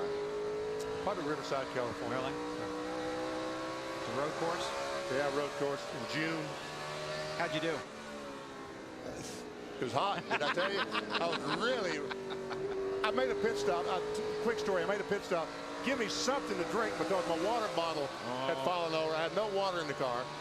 They handed me a Coke that had been sitting outside in the pit area.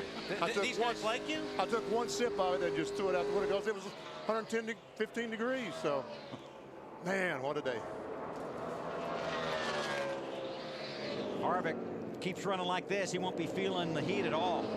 The thing about it is, you look at when you looked in that shot of Harvick and inside the car, you know, there's full face helmets now. He's actually wears a helmet skirt. It's a deal that goes around the helmet and drops down over your neck, so you're not getting any air in that helmet except for the hose that's blowing air in from, you know, either your cool box or a hose outside. He's chasing Jimmy Johnson in the points. Update on the 48 from Allen. Yeah, just tracking his progress. Remember, he fell back to 7th on the pit stop a minute ago, Bill. He's picked up 2 spots since then. He's to 5th and beginning to work on Dale Earnhardt Jr. for 4th. Jimmy called in a couple laps ago and reported on the handling of his car right there where he is. Turns 3, well, right there where he'll be now. Turns 3 and 4 is where he needs to help the most at this point. Turns 1 and 2 is in shadow right now, so that may be affecting the handling of all these cars a little bit. Didn't look like he needed help there. Shot by Earnhardt. And he's been the fastest car the last 2 or 3 laps, so. Imagine that. On board with Earnhardt, looking forward at Johnson. They all look forward at Kevin Harvick. Carl Edwards is about a second back. Man, only 93 to go. They're in Phoenix. Their last names were Quincy.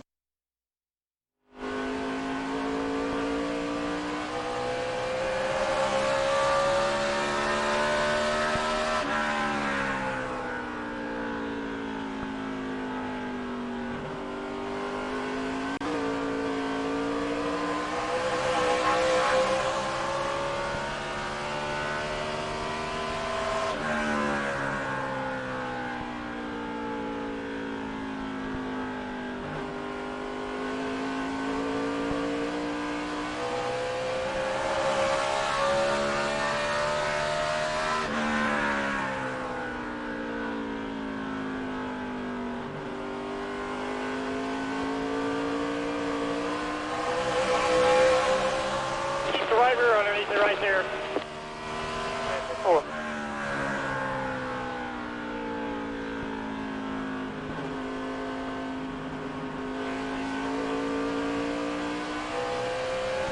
Better off on 4 though.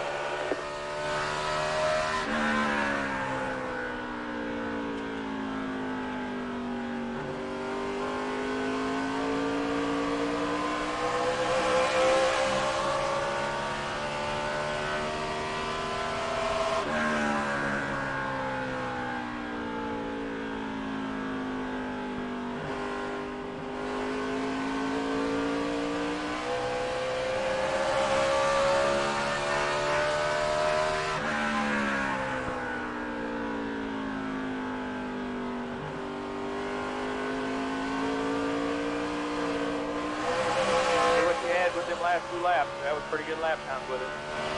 I'll try, man. I'll try.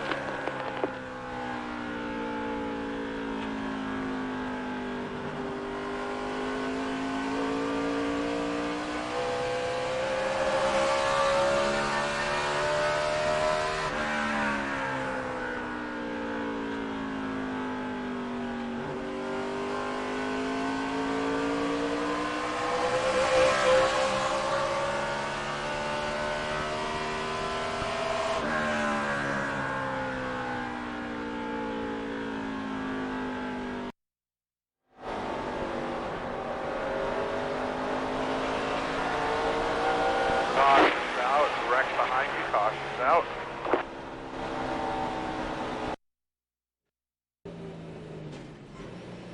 Guys, come lift me up. more now that I can't run these brake fans.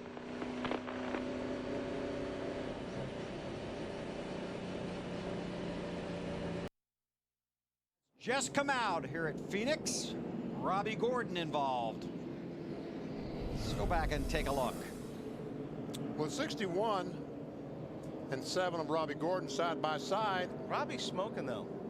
Was he? Yeah, there was something smoking on that car. As he came off the corner? Yeah. 61 See the smoke on Yeah, I there? did see that. right. Yeah. Chad Chaffin. They're only 4 or 5 wide there, wasn't they?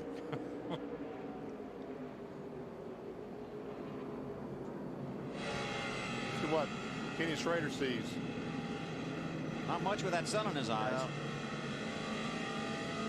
Chad was a long way up there to hit the 7 car, though, wasn't Yeah. I'm sure there's more to that story. Yeah.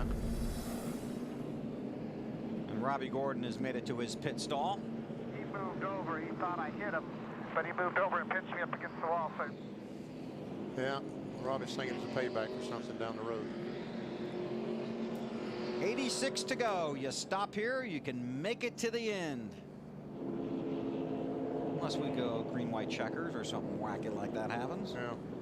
Run 50 laps of overtime. Yep. But that's not going to happen. They can make it from here. It's Harvick, Edwards, Jeff Gordon, Jimmy Johnson to 4th. Earnhardt Jr. is 5th. Casey Kane, Denny Hamlin, Jamie McMurray, Kyle Busch, Clint Boyer, the top 10.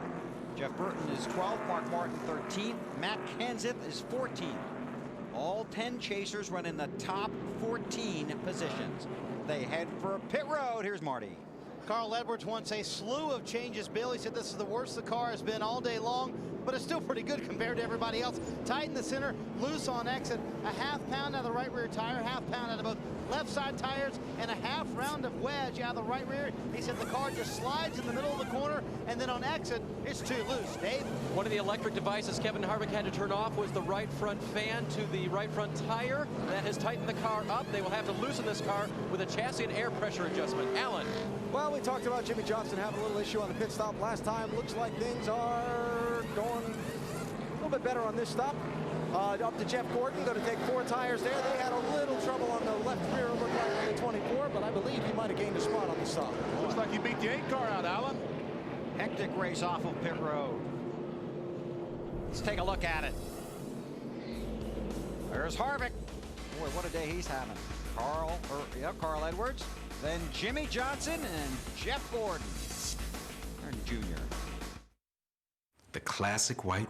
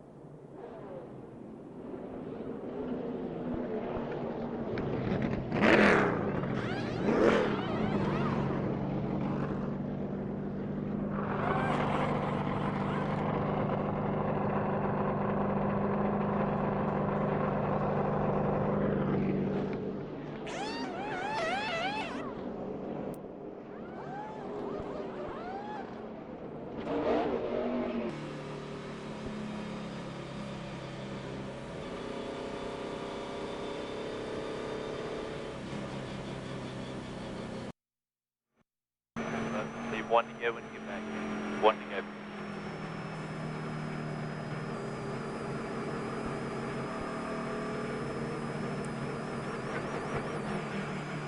Taking her fuel, right? Go. Can't make it on fuel from here. Can or can't? Yes, we can.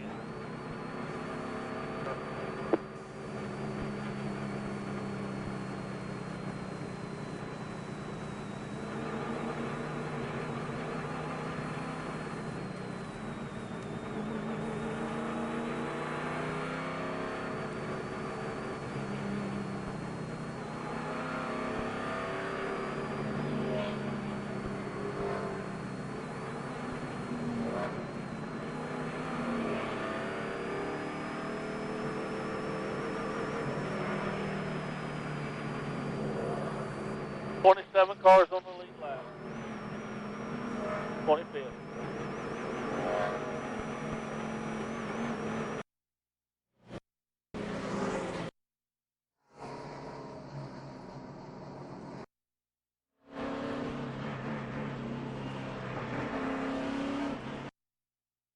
Parts and accessories to folks who feel exactly the same way.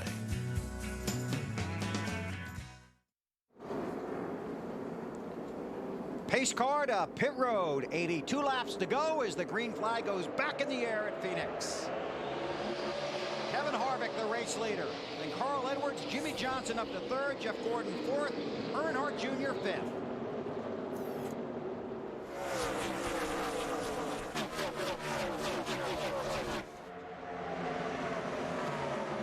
Yeah, Wally, this is a spot you don't want to be in with all those cars around you. Yeah, this is when we start seeing more of the taking going on. 27 cars on the lead lap.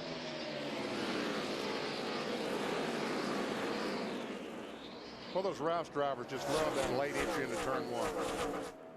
So the 99 swung out from behind the 29 to turn right so he could get down to the corner and watch again.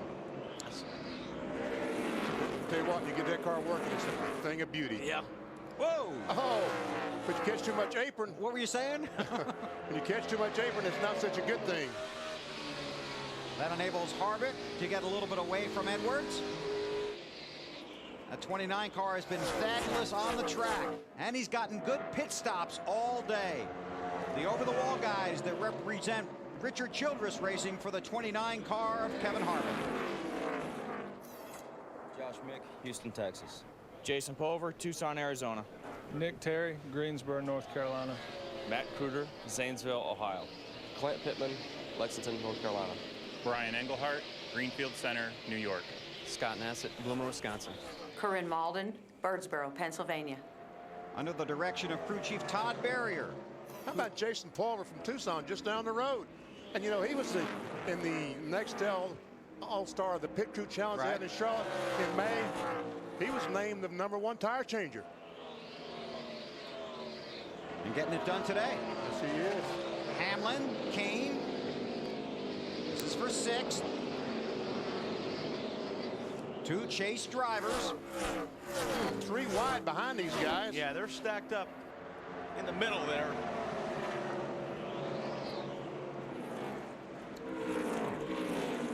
Well, it's gotten back down to 2 wide now.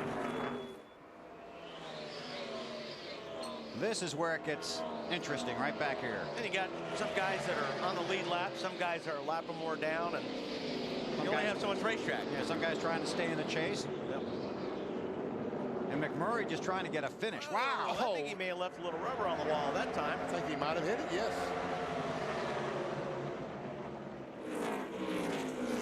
But it is good to see for Jay McMurray to have such a great run today.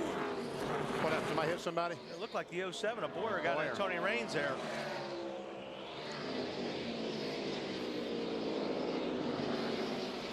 Now for 2nd. I'm telling you guys, it's 48. Just give another 10 or 15 laps. Yeah. AB. By the way, just we talked about the pit crew and the tough stop they had and the bounce back. Yes. Did gain him a spot on pit road. Very solid stop. So there you go. Marty. And yes, guys, and Carl Edwards is telling his crew on the radio the car is just not what it was earlier in the race. Remember, early in the run, that's when Carl was very fast. He's tried to get around the 29 on each of the last 2 restarts. He said, guys, we need to work on this right rear tire. Focus on that. I think that's where our problems are. We get that fixed, we might be okay and get the car back where it was earlier. You can see him sliding already, BP, and you can see where that 48 is, down on that yellow line. It's just a matter of time before Carl slides just a little bit too much, and that 48 is going to be on the bottom. And Jim, go ahead. And Jeff Gordon, looks like they've made some good corrections on that 24 car. He's pretty competitive right now. Got 6 chasers running in the top 7 positions. Kevin Harvick won at New Hampshire, trying to win at Phoenix, sweep here for this season, and keep the cup within reach.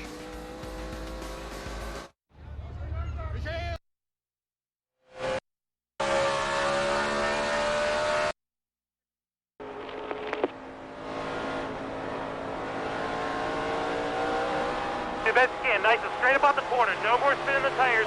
Straight about the corner. Do the best you can. Save it.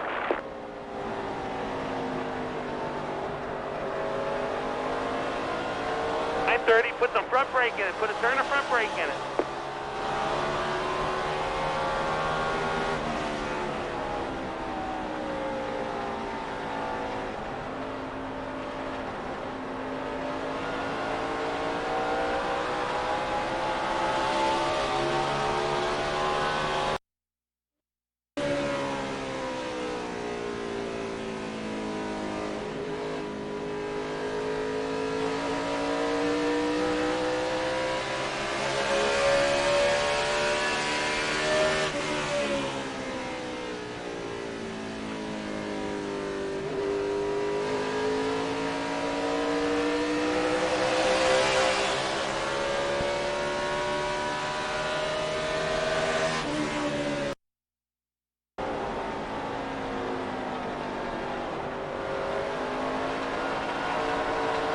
Nine.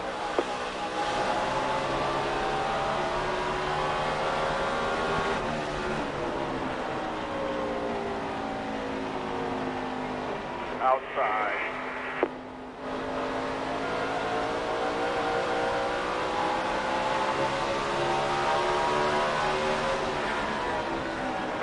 Five outside. You'll get him. Still there. Still there.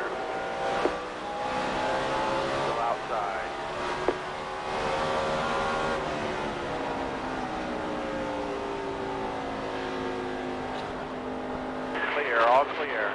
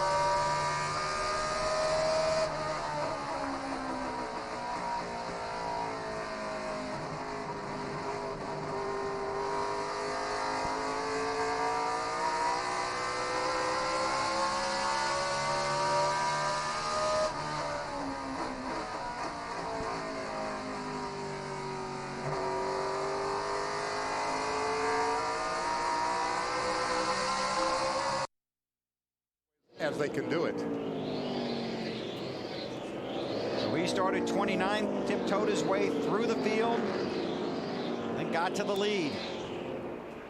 Has led 27 laps today, now runs second to Kevin Harvick. Johnson is the championship leader, one race to go after today. Next Sunday in Homestead, Florida, the Ford 400. Harvick.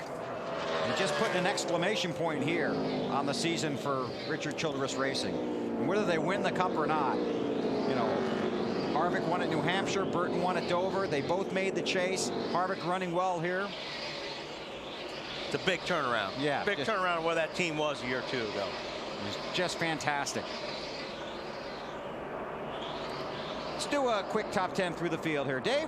They're happy to be in it, happy to be leading, and happy that they're getting at least a partial charge on their battery. That's how Kevin described it.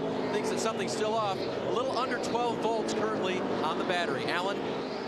This is called racing your way to a championship. A top two finish the last 4 weeks straight for Jimmie Johnson. Just moved back into second place. Top two again at Phoenix today would be awfully, awfully big for this team. Marty? Alan, Phoenix has always been special to Carl Edwards. He ran his first ever pavement race here That was only a handful of years ago. Now here he is in the Nextel Cup Series, running third with a car that's not so special right now. The handling going away, too tight into the corner, too loose off. Alan? Well, it's been a big week for Jeff Gordon so far. Got married down in Mexico earlier this week. Has a good, solid car today. The only problem for Jeff is he just can't do anything with those few guys in front of him. He's been kind of hung where he is now for a long time. Dale Earnhardt Jr. has continued to find his car getting better as the race goes on. He needs a little bit more, though, to get up and try and take points from Jimmy Johnson, the man he's chasing for the championship. Johnson ahead of him on the track right now. Matt? Denny Hamlin working on his 4th straight top 10 finish. He has his crew chief Mike Ford. Am I getting slower or is the competition getting faster? Mike responded by just saying it's a little bit of both. His biggest issue is just dirty air. They shuffle the air pressures back on lap 226. He's hovering right there in that 6th position. Marty? Well, Matt, Casey Kane is dealing with a race car that's kind of going away as well. Late in the race, car getting a little too tight for Kane. He said it's not like it was earlier in the race. And Bill, I believe there's a caution on the track. The caution flag is out. Well, the 55 car, wasn't that 55 only on the 8? Yeah. Up in 3 and 4, but he is making the pit road. Evidently, some more fluid back on the track. Yeah, he had gone to the garage, came back out. They did a little bit of work on pit road, came back out on the track, and now he heads back to the garage again. 5th caution period of the race. And just 60 to go. He's lucky that thing will coast all the way to his stall. His truck, actually. Harvick, the race leader, then Johnson, Edwards, Gordon, and Dale Earnhardt Jr. Well, Wally, I guess they all got to stop getting tired, don't you guess? Yeah, I think they probably will. And these top cars, I'm sure, will all change 4, but somebody back there might change 2. Based on some of what they saw yesterday.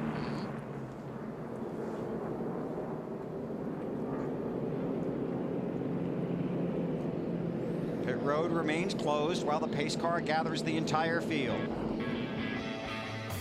Matt Kenseth, the 2003 NASCAR Nextel Cup Series champion, has 4 wins this year. Currently 2nd in the championship.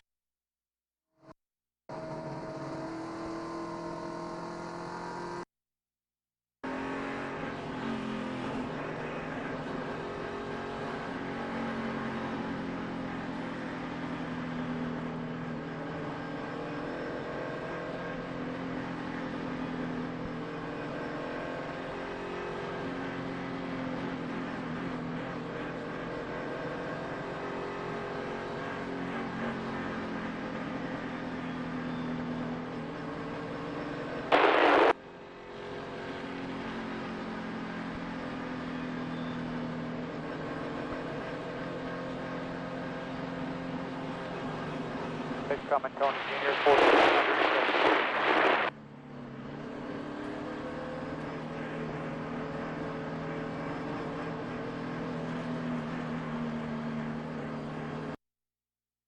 The only adjustment they're going to make to fix that loose condition, Matt. Unlike Johnson and the 17 of Kenseth, the 11 team still hasn't led yet today. He says they have made improvements, about 50 to 60% more of the same to try to free up this car in the center of the corner, Dave. Kevin Harvick will make 4 tire change, no chassis adjustments. They were talking about getting some tape off a brake duct.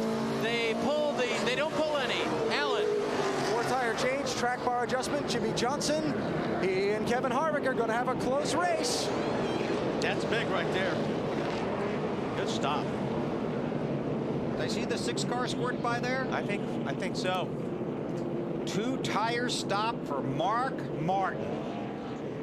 Well, we'll see how that works out. So Mark's going to get some 5 bonus points for leading the lap. Looks like he'll be out front when we go back to green here in Phoenix.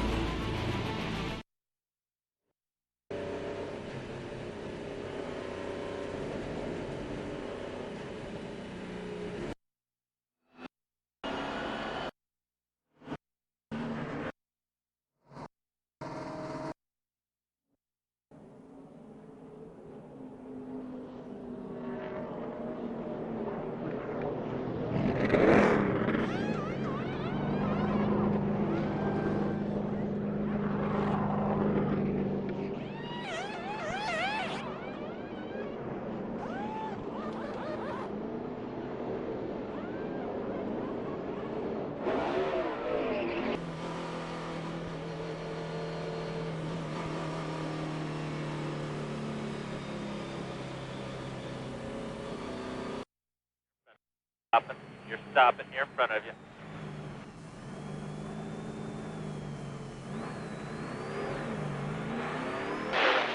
Oh, clear.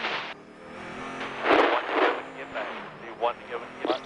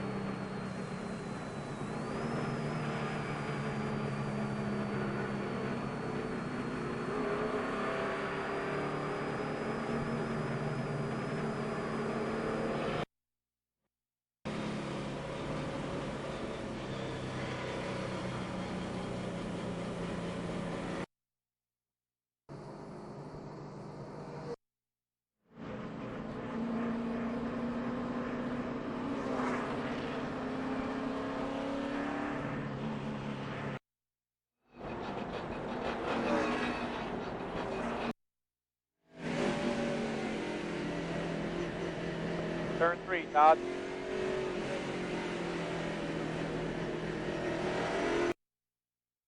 Central on NBC. Just 55 laps to go here in Phoenix when the field takes the green flag. A two-tire stop for Mark Martin. And he leads the field back to the green. Jimmy Johnson right behind him, then Harvick and Gordon and Earnhardt. And we'll see how the two tires work on that 6 car. Watch this down the backstretch. I thought Jimmy would get a run off the bottom and go on by. It's not going to take long, I don't believe. Got to get a little temperature in those new tires first. Here comes Johnson for the lead. Marty, what was Martin and those guys thinking? What were they thinking? Well, it's not going to take long for Jimmy Johnson to get to the front here, VP. But what they were thinking, what did we start the show with? Nothing to lose, here to have fun. They gambled on setup today. They said, you know what? Let's try 2 tires. Let's have fun in this final race. It's our best chance to win. Otherwise, they got about a 10th place car. Yeah, he came in 15. Well, we'll see how much fun he's going to have on those tires in about 25 laps. But I think all these guys with 4 are going to be quite a bit quicker. He's hanging pretty tough, though.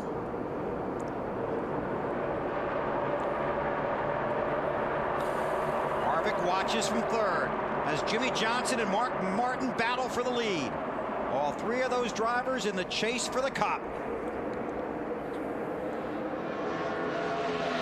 And Jimmy Johnson is very content in knowing that Mark Martin is not going to do something stupid. I mean, he's fine with racing them side by side because he knows that Mark is not going to do something to put him in a perilous position. Because Mark's a clean racer, a gentleman racer. Oh, unbelievable. Uh-oh. Problem is, he may lose his spot by being too patient with him. Harvick. Alan, what's going on? Haven't heard anything from Jimmy on the radio. I was just thinking the same thing that you guys just talked about, which is he's got to be careful. He's got more to lose than these other guys do. Well, he lost 2nd. And now he's got Gordon coming behind him. So it's Martin, Harvick, Johnson, Gordon. And that 40 car of David Stremme is a lap down. All right, Earnhardt Jr. runs 5th. Right now, all the chasers run in the top 12. And Matt Kenseth has picked up another spot. He's 11th now.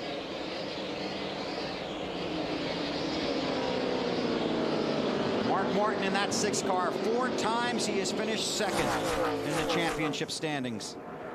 He's never won the championship.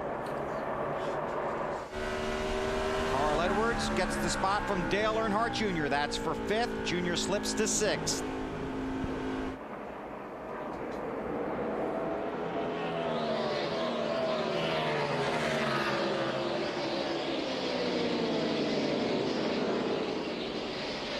Now Harvick trying to rope in Martin. Tell you, Mark has had no luck in the chase. Trying to make some of his own here with the 2-tire stop. Caution.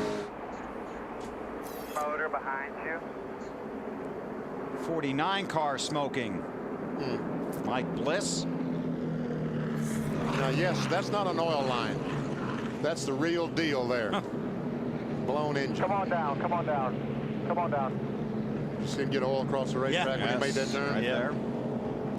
Almost spun himself out, didn't he? Will this help Martin a little bit? I think every lap he gets under yellow is a big help. Absolutely. Mark with just 2 tires. Just about everybody else with 4 right behind him. Fresher tires.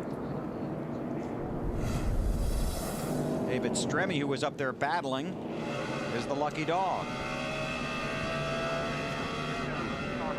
Yeah, that was big when you get Lewis on your windshield. Yeah, that's a big deal. Oil and water. Wally, would you go clean that camera for us, please? I'm on it. Thank you. Under caution here in Phoenix, less than 50 to go. Mark Martin took just 2 tires on the last stop. But the guys behind him are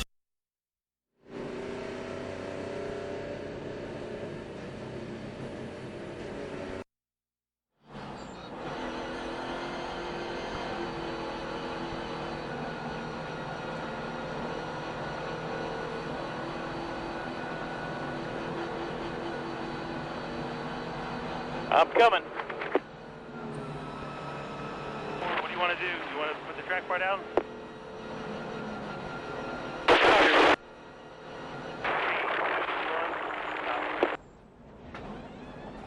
No gas, no gas, no gas, no gas.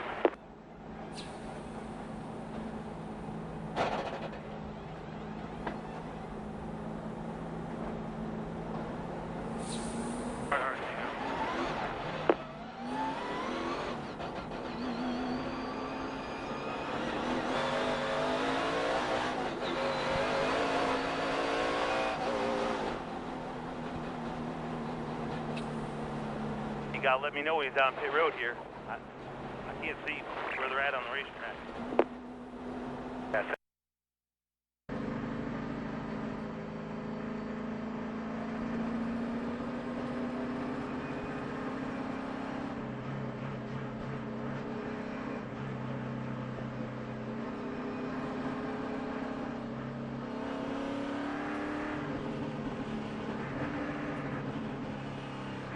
Got conservative on the motors there in the station, man. It's not the hot thing.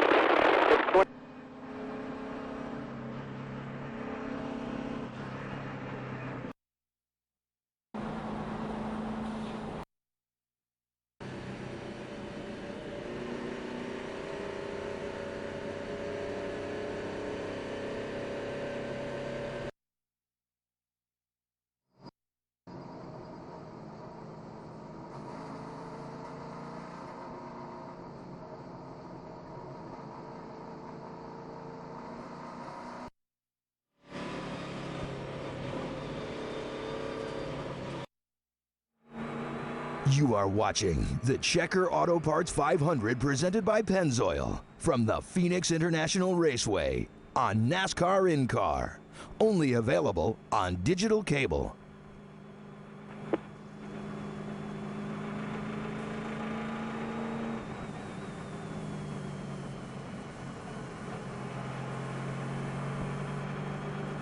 Who was the lucky dog? if the championship leader starts the next race. Still under caution here in Phoenix.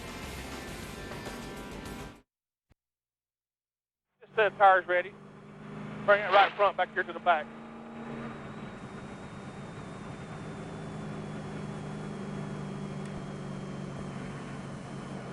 Hey guys, just set tires ready. It's on the wall.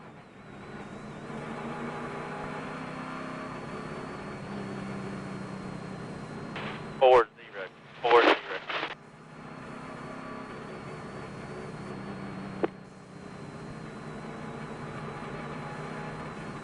We had to change staggers while we changed it. Tell him about 40.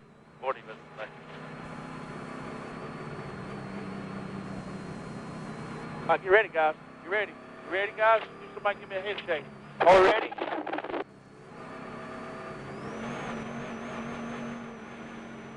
Fucking tires ready. Somebody shake their head.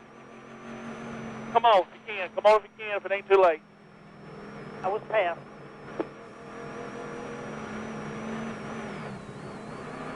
You got time. They're blowing it back here. You got time.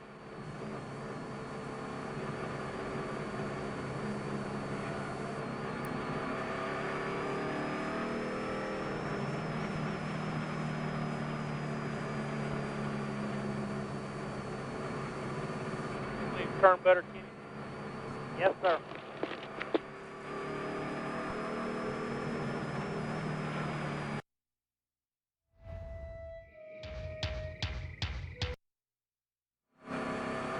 No coming this time. 4.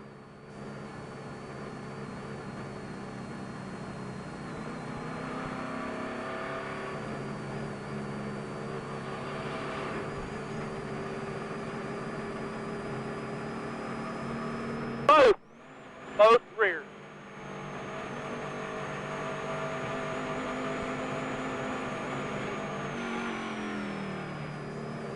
Away. Up down here. 4,800. 4,800. 5, 4, 3, 2. Right here. Stop.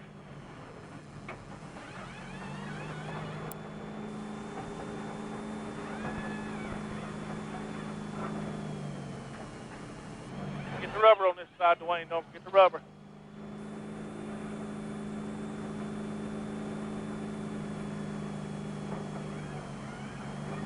All right, buddy. Clear all the way out. Here, coming to one to go. Coming to one to go. 47, all the way. 4,700, all the way.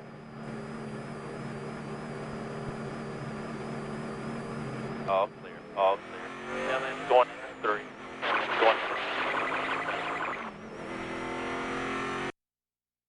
They were under the caution, and they were all set for him to come down pit road, and Matt stayed out, and Robbie Reiser jumped on the radio and said, is there something I don't know about going on here?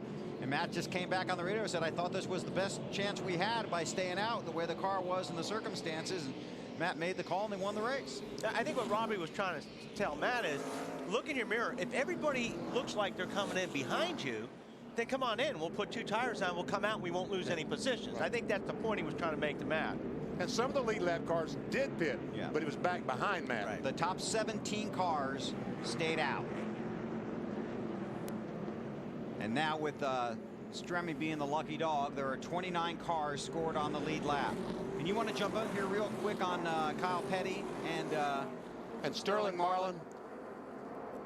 They started today, Kyle Petty 35th in car owner points, Sterling Marlin 36th. And that's big because next year, the top 35 in NASCAR Nextel car owners get to start the Daytona 500. So that 35th spot is valuable. Guaranteed. Guaranteed a spot. Guaranteed a spot in the Daytona 500, our Super Bowl. Mark Martin trying to break away on the restart. Remember, Mark just took 2 tires on the most recent round of pit stops. Kevin Harvick right behind him, and just about everybody else took 4. Just 2 races to go for Mark Martin at Roush. Whoa. Harvick really trying to work on the inside of Mark Martin right there. And here comes Jimmy Johnson. He's going to close a gap on Harvick. We got contact. McMurray, Kyle Busch. Oh, man. Brian Newman goes around, but I don't think he makes contact. Dale Jarrett's around. But McMurray got clobbered. And that's such a shame. He finally had a decent run going. Yeah. 7th caution. Got a little fire under the hood, too.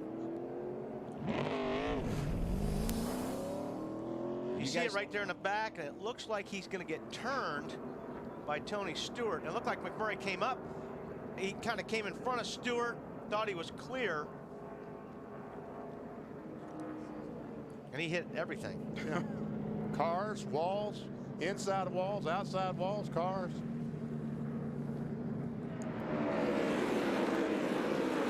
Oh, man. Did Bill Elliott get him or not get him? I think he got him. You did get him? Okay. And we know Kyle Busch did. Yeah.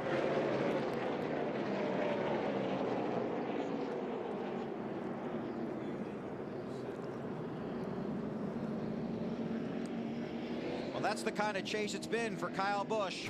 Not the success he was hoping for. He's headed for the garage. Jamie McMurray with heavy damage under caution at Phoenix. Less than 40 to go. Tuesday.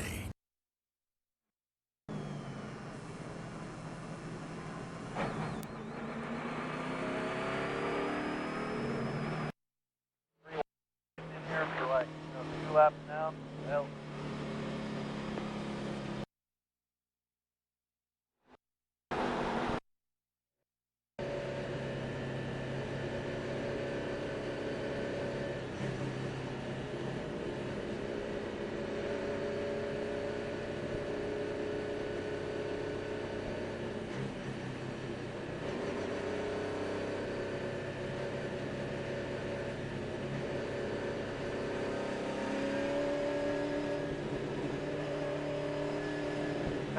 Coming outside, lucky dog.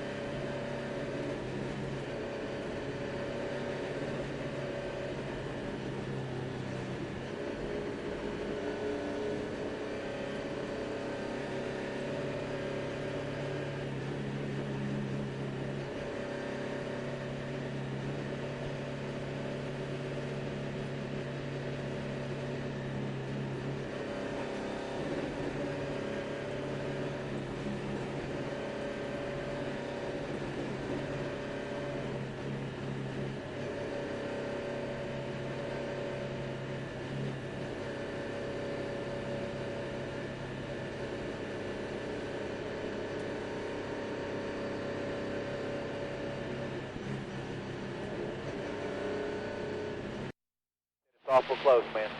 Hate to tell you what to do, but he said it's awful close.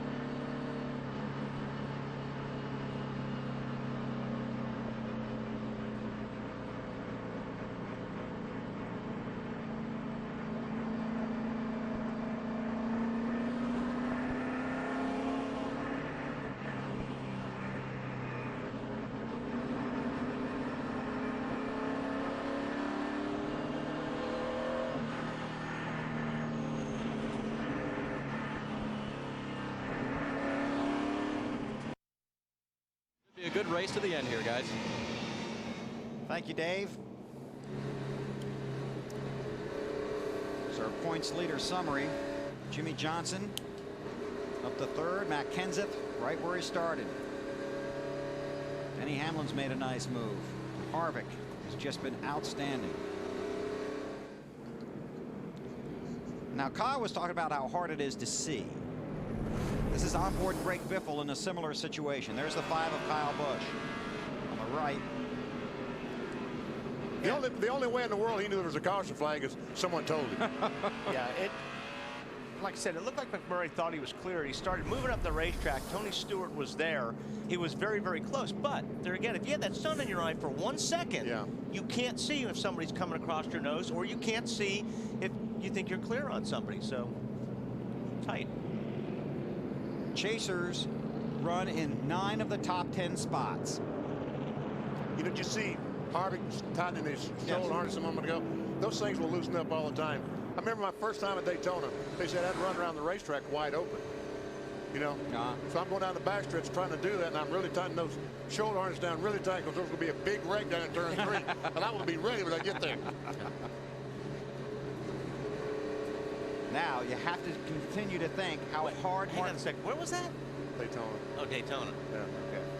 This is bad. He said Dover. No, Daytona. Long time ago.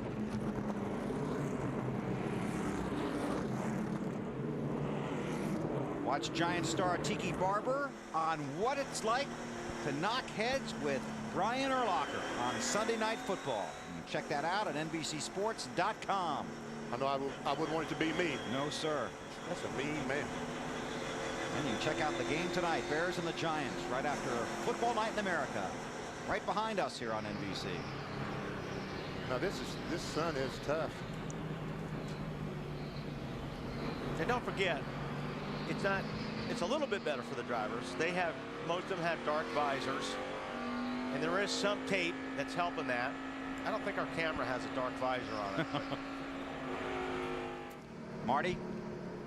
Well, this is not the way we wanted to interview Jamie McMurray after the race. I know you guys had a terrific run going. Did you think you were clear on Stewart?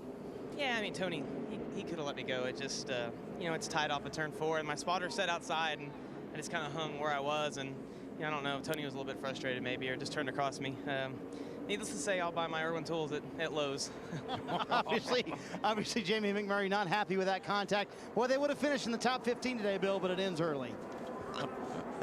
That's a good line. That is good. That'll make the papers tomorrow. All right, 32 to go. 31 when they get the green flag, and the Checker Auto Parts 500. All right. Find out how these caution laps may have helped Mark Martin. See if those 2 tires can stand up against 4. These caution laps are definitely helping Mark Martin. Buying him some time. Boy, he's got 2 angry drivers behind him right now. Oh, he does. Aggressive, angry. It's Kevin Harvick in the 29, Jimmy Johnson in the 48. Here comes Gordon in the 24. Trying to work his way free of the lap traffic. Then it's Edwards and Earnhardt. I think Harvick knows he really needs to try to get by Mark if he can, because Jimmy Johnson's right there, and he looks on the inside. Let's see if Mark can hang tough this time. No. Harvick gets by. Now Johnson's going to try and get second. And Harvick is hoping that Mark will race the heck out of Jimmy Johnson right now. And it doesn't look like this is going to happen. It looks like Jimmy is going to get a little bit aggressive and take that second spot away. Marty? Well, I was going to tell you guys that head cheerleader / crew chief Pat Tryson was trying to convince Mark, don't worry about those tires. They're all even now. You're as good as those guys. They won't get around you. It's a little too late.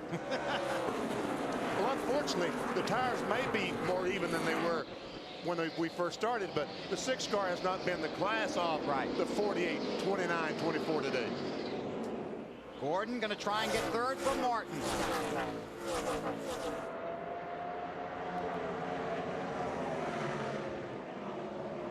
Well, I'll tell you, every position is very important for Jeff Gordon, because right now he would be locked out at Homestead next week. For winning the championship. Yes.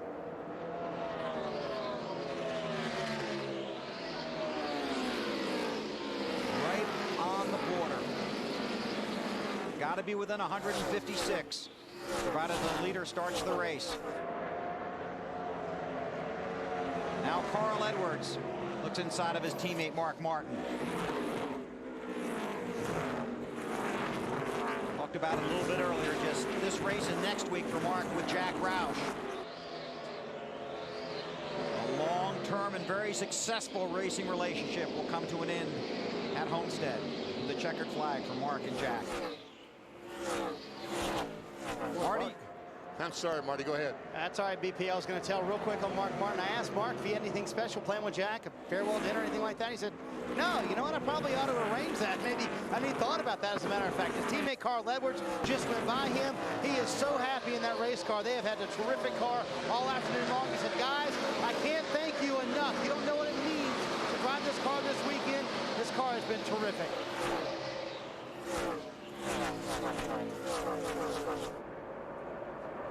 There's your race leader, Kevin Harvick, and right behind him, Jimmy Johnson. Running almost the same speed around this racetrack. And the trend has been that Johnson has got stronger deeper into the runs. Yeah, we've seen it pretty much the whole race, but there again, these yellows aren't helping Jimmy Johnson and are helping the 29 car of Kevin Harvick. Dave? And just to talk chase a little bit here as Jimmy Johnson tries to pursue Kevin Harvick for the lead here.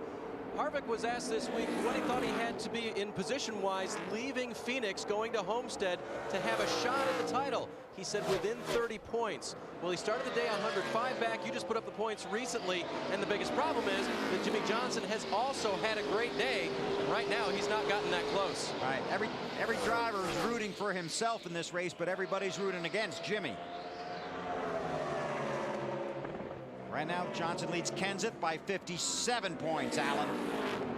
Well, Bill, Jimmy Johnson right now in position to grab his 5th straight top 2 finish. An incredible rally from this team after the problems they had at the beginning part of the chase. Will Jimmy be disappointed that he wasn't able to stay in front of Kevin Harvick? Yes, because he wants to win the race. But Jimmy will also know that, whoop, got a caution. Yeah. Sterling Marlin. No, Sterling Marlin, he was 35th in car owner points. This is going to put Kyle Petty back up there. Oh. Dale Jarrett also involved. Bad break for Sterling, good break for Kyle. Man, oh man. Either got loose or something, overcorrected right back up into him, put him in the outside wall. Is that Dale? Sound like it. And this could work to Kevin Harvick's favor. Yeah. Yeah, I think it will. I mean, every yellow helps those guys. Shortens the run.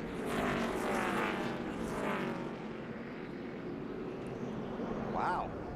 Yeah, Sterling Marlin got sideways, and he corrected, and when he corrected or overcorrected, the 88 of Dale Jarrett was up above him, and Dale just got gobbled up in that wreck. So that's what he's talking about. He overcorrected it. Yeah. The 10 of Scott Riggs is the lucky dog. He will come around and be probably the 27th car on the lead lap. Sterling trying to get to the garage. And we work caution number 9. Check that, number 8, our 8th caution. There's DJ climbing out. One more ride for him at Robert Yates Racing next week at Homestead, the Ford 400. And next year he goes over to drive at Toyota for Michael Waltrip.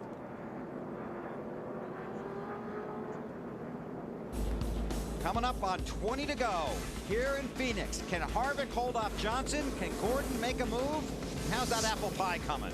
Check it out when we come back. When Carl was growing up, we didn't know.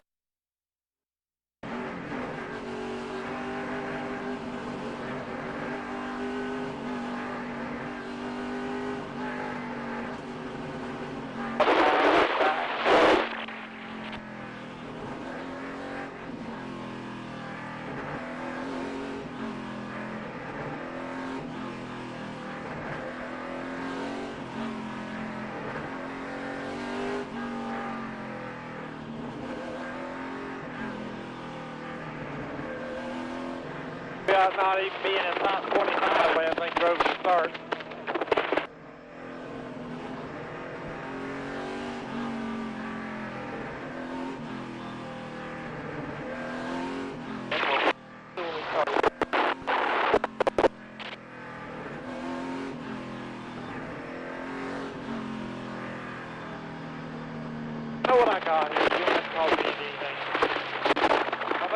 rough and 6 up. Yep, first tight. I don't know if I'll be able to pass anything.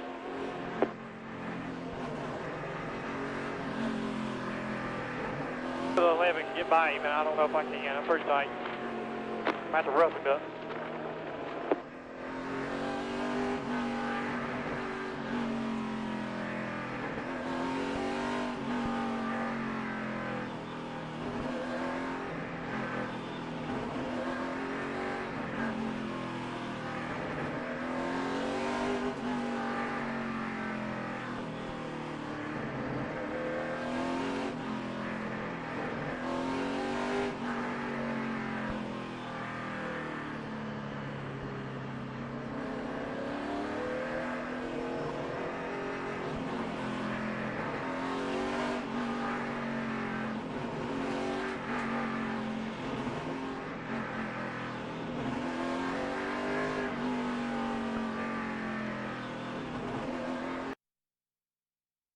Been a hard, long day for Matt driving the car. Where is it at right now, Robbie? We're just too loose on the beginning of the run, and then tightens up as we go, and it just the thing is really terrible. It just I don't know what else to tell you. We're just struggling really big here. And you haven't felt like you've won a fight or anything, but you've been in a big fight today just to make it work right? Well, I mean, we're doing what we can. It's just the performance of the car just ain't there the last few races, and it's killed us. But you know, race team wise, all the guys here and Matt, they've done a heck of a job to get us where we are. It's just my end of it where we're supposed to have these cars right ain't right. So I'm the one that needs to go back and do the work here. Thanks, Robbie. Let's go to Marty. Well, Dave, Carl Edwards has been having an enjoyable day, about as fast as the leaders right now. But you passed that 24, I think, 4 or 5 times today, haven't you, Bob Osborne? Yeah, we have. You know, most of the day we've done a great job on pit road. We just had a little hiccup there on that last stop, and we lost a little bit of a position. But I think we'll get back by the 24 here, and I don't know about the 48-29. They're pretty strong, but strong third place, I think, will be for sure. Carl has been complimentary on the radio to you guys. Has it been fun being back in the seat, and did you guys have the chemistry right away? Yeah, I mean, Carl and I stayed in contact, you know, while we were split up from the workplace here. So, you know, we'd always go out and do something. So we never lost touch or anything like that. You know, the performance today, you guys know the cars are shipped out a week early because of the Texas Phoenix changeover. So this really is a credit to Wally Brown and this program. So we set the car up. I really just did minor adjustments throughout the weekend. So Wally Brown has done a great job. All right, guys, Carl Edwards has to get around the 24 car, but they think they might be able to pull that off. That guy might have the least ego of anybody in the garage area. You know, the car's running terrific. He's back, and he's giving the credit to Wally Brown, crew chief last week. Fielder's gotten the one to go. Well, you know, it is true, BP. I mean, you don't just wave a magic wand on We said these earlier, cars. Right. You win the race back at the garage. It's killing him. Yeah. Robbie Reiser. You could tell in his interview. Yeah, and you can see it in his face. It's himself. Yes. He's taking. Yeah. He's blaming himself, nobody else. Really wanted to get it done. 16 to go when they take the green flag here in Phoenix. Next to last race of the season. Who will be in the chase and alive when we get to Homestead next Sunday? Oh, he's looking. Johnson's going to try and make a move early, but Harvick's going to take off. Yeah, that was a good line on Harvick. Through 1 and 2 there. Dog leg on the backstretch. And sail it into 3. Wow. 99 Edwards all over the apron. Oh, Denny Hamlin almost got the outside retaining wall off 4. Well, these guys are stepping it up a notch right now. They're driving a lot harder right now than they have been all day. Edwards working hard on the bumper of the 24. There might have been a little contact there. Might have been. Oh, they're leaning on each other. Yeah, there's going to be some more. Think Carl's hungry? Well, both those guys did a good job there because Jeff Gordon drove up the racetrack a little bit to give Edwards some room, or Edwards could have taken them both out there. This is for third behind Harvick and Johnson. Best news that Carl ever has heard today. Bobby Hudson said, oh, man, caution. Jeff Green's around. Hard head. A lot of take. Yes. Yeah. Everybody's taken right now. Yeah, we wouldn't have seen a pass like that earlier in the race between Carl Edwards and Jeff Gordon.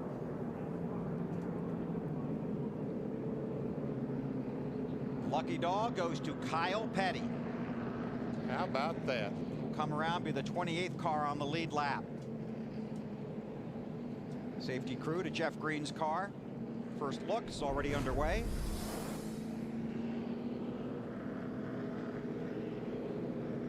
Those cars behind him, so those are likely suspects. Likely suspects. But he puts the window net down like he's angry, and he kind of slammed it down. Yeah. Oh, He's looking for somebody. He's looking for somebody. That'd be a blue car. Could be. Looking. I'm all right. I'm okay. I'm okay. Blue car. Blue car. Driven by Tony Raines.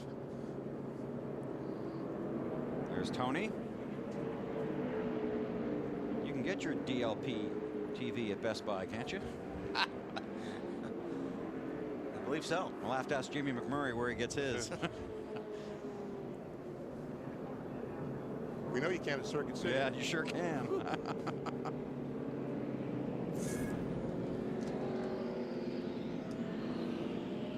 So clean up here. Again. Yep. Caution number 9. And we were doing so well. Just sailing along. But that's when everybody was being nice. That's right. But at least now we have Chris and the bus and Bob and Sterling already watching the race. That's right. And we got Dave watching the leader. Yep, and listening to him about their voltage situation. Remember, you need a battery that is charged to run some things in your race car, and so far it's hanging on down to 11 volts according to Kevin, and crew chief Todd Barrier says it doesn't need to be any less than that. So don't turn anything on unless you think you really need it and you only have a couple laps to go. But I think the watchword here is just leave it like it is. So far it's hanging on. So you're saying no CD player for the last 11 laps, huh? No CD player, and I was also wondering after McMurray's comments, I wonder where Kevin buys his batteries and if he'll change after this. Or he might go to the same place. It's hanging on. Oh boy, Harvick has led 240 of the 300 laps. Just coming down pit road here to help with the cleanup. Alan. Well, let's talk to the crew chief of the driver who started today third in the championship, Tony Eury Jr. Tony, you've been kind of waffling back and forth between 4th and 8th for a lot of the race. Tell us about the car stay. Yeah, it's just real tight in the center. We got it pretty good there a while ago during the middle of the race, and it just seems to have gotten tight again here with all these cautions. So, you know, it's been a hard weekend, but we're lucky we're in the top 10. We're pretty happy. Thank you, Tony.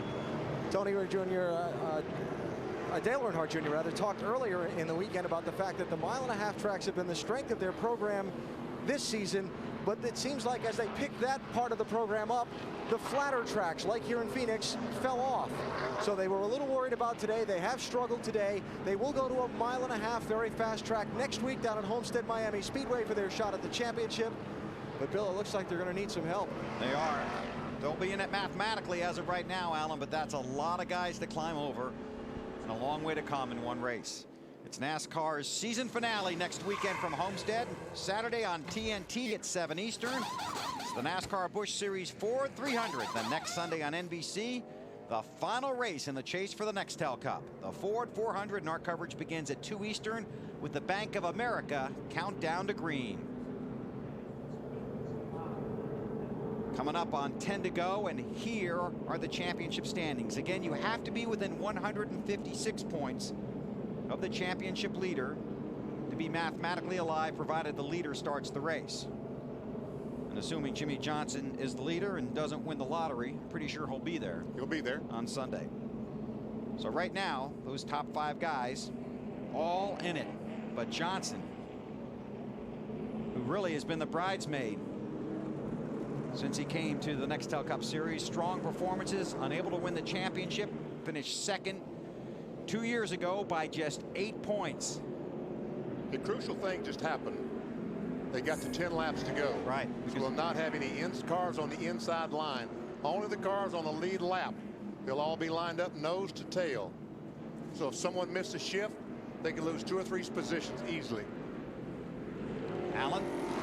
Bill, you talked about Jimmy Johnson and his whole team being bridesmaids recently. Jimmy talked this weekend about the fact that how badly he wants a championship. He said it's something he's been preparing for his whole life, to be a champion. And he's never won a championship at this level of racing. He's never really won a championship, he said. He said he would trade every win he's ever gotten for a championship.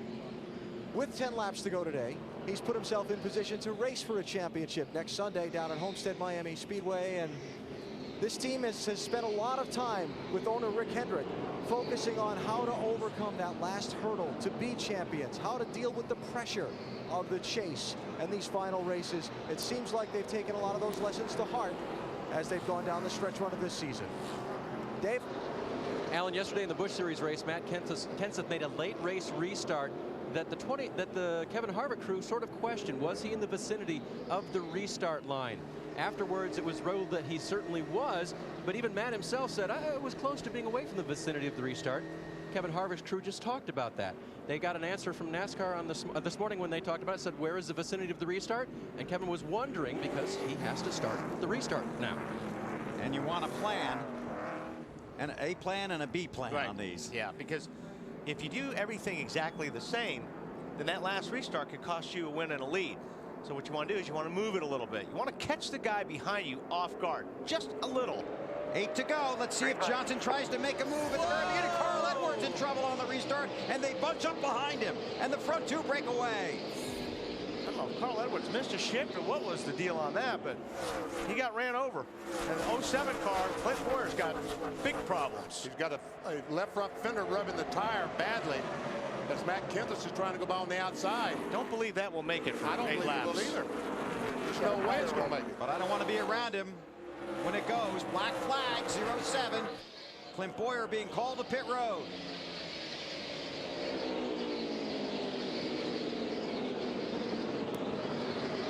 Harvick strong on the trouble. 42 goes around. Right in front of Stewart. Caution. Keep on, caution's out, caution's out. Stand. Hold the brake. Now that was just ball by himself. I don't think he had any contact there. Well, he hit something. I don't know. It wasn't that wreck, but. No. There's Boyer. There's Mears. We see some damage on the right front fender on the 42. This is a break for Clint Boyer. At least he gets to stay in the lead lap. He's just sitting there, trying to get it refired. There he goes.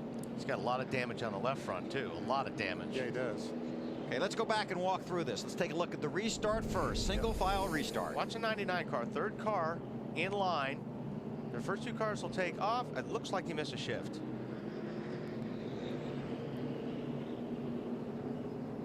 And you see the scramble behind him.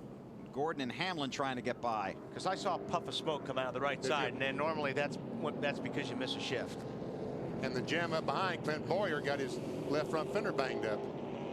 Looking here. It's just to your right.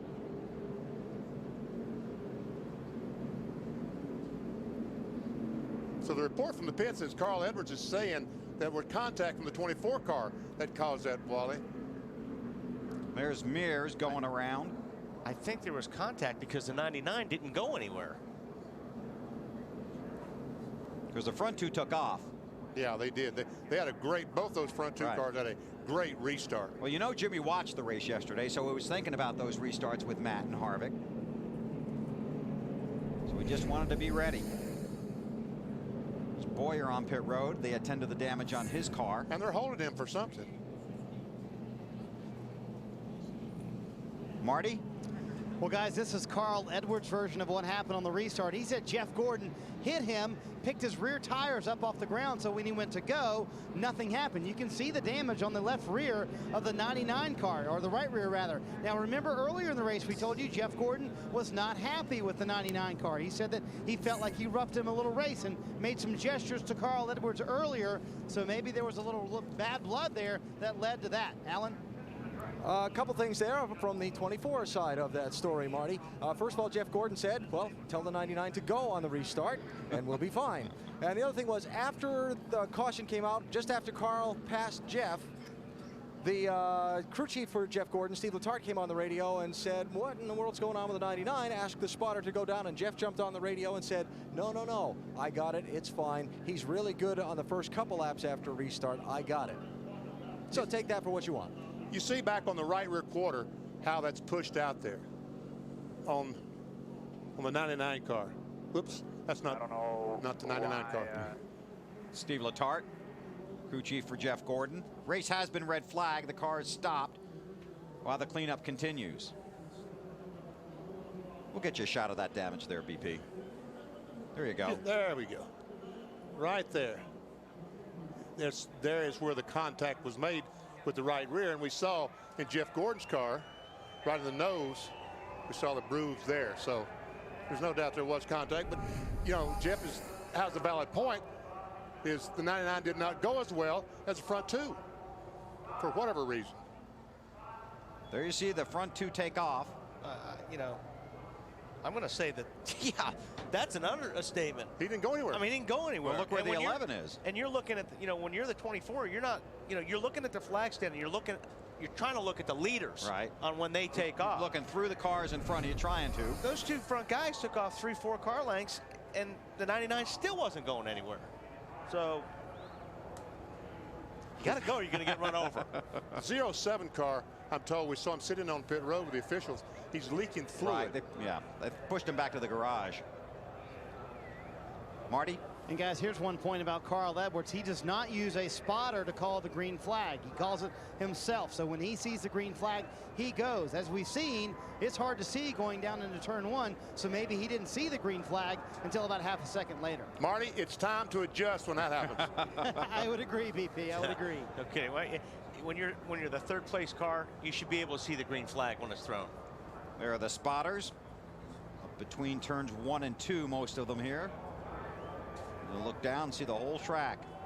So there'll be 4 laps to go when these cars get the green. Yeah, it might be 3. No, that's true. They've gone past for 307. Next time by, you get 1 to go 3. You're right. Yep. 3 to go. There you see the sun starting to set here in Phoenix. Dave?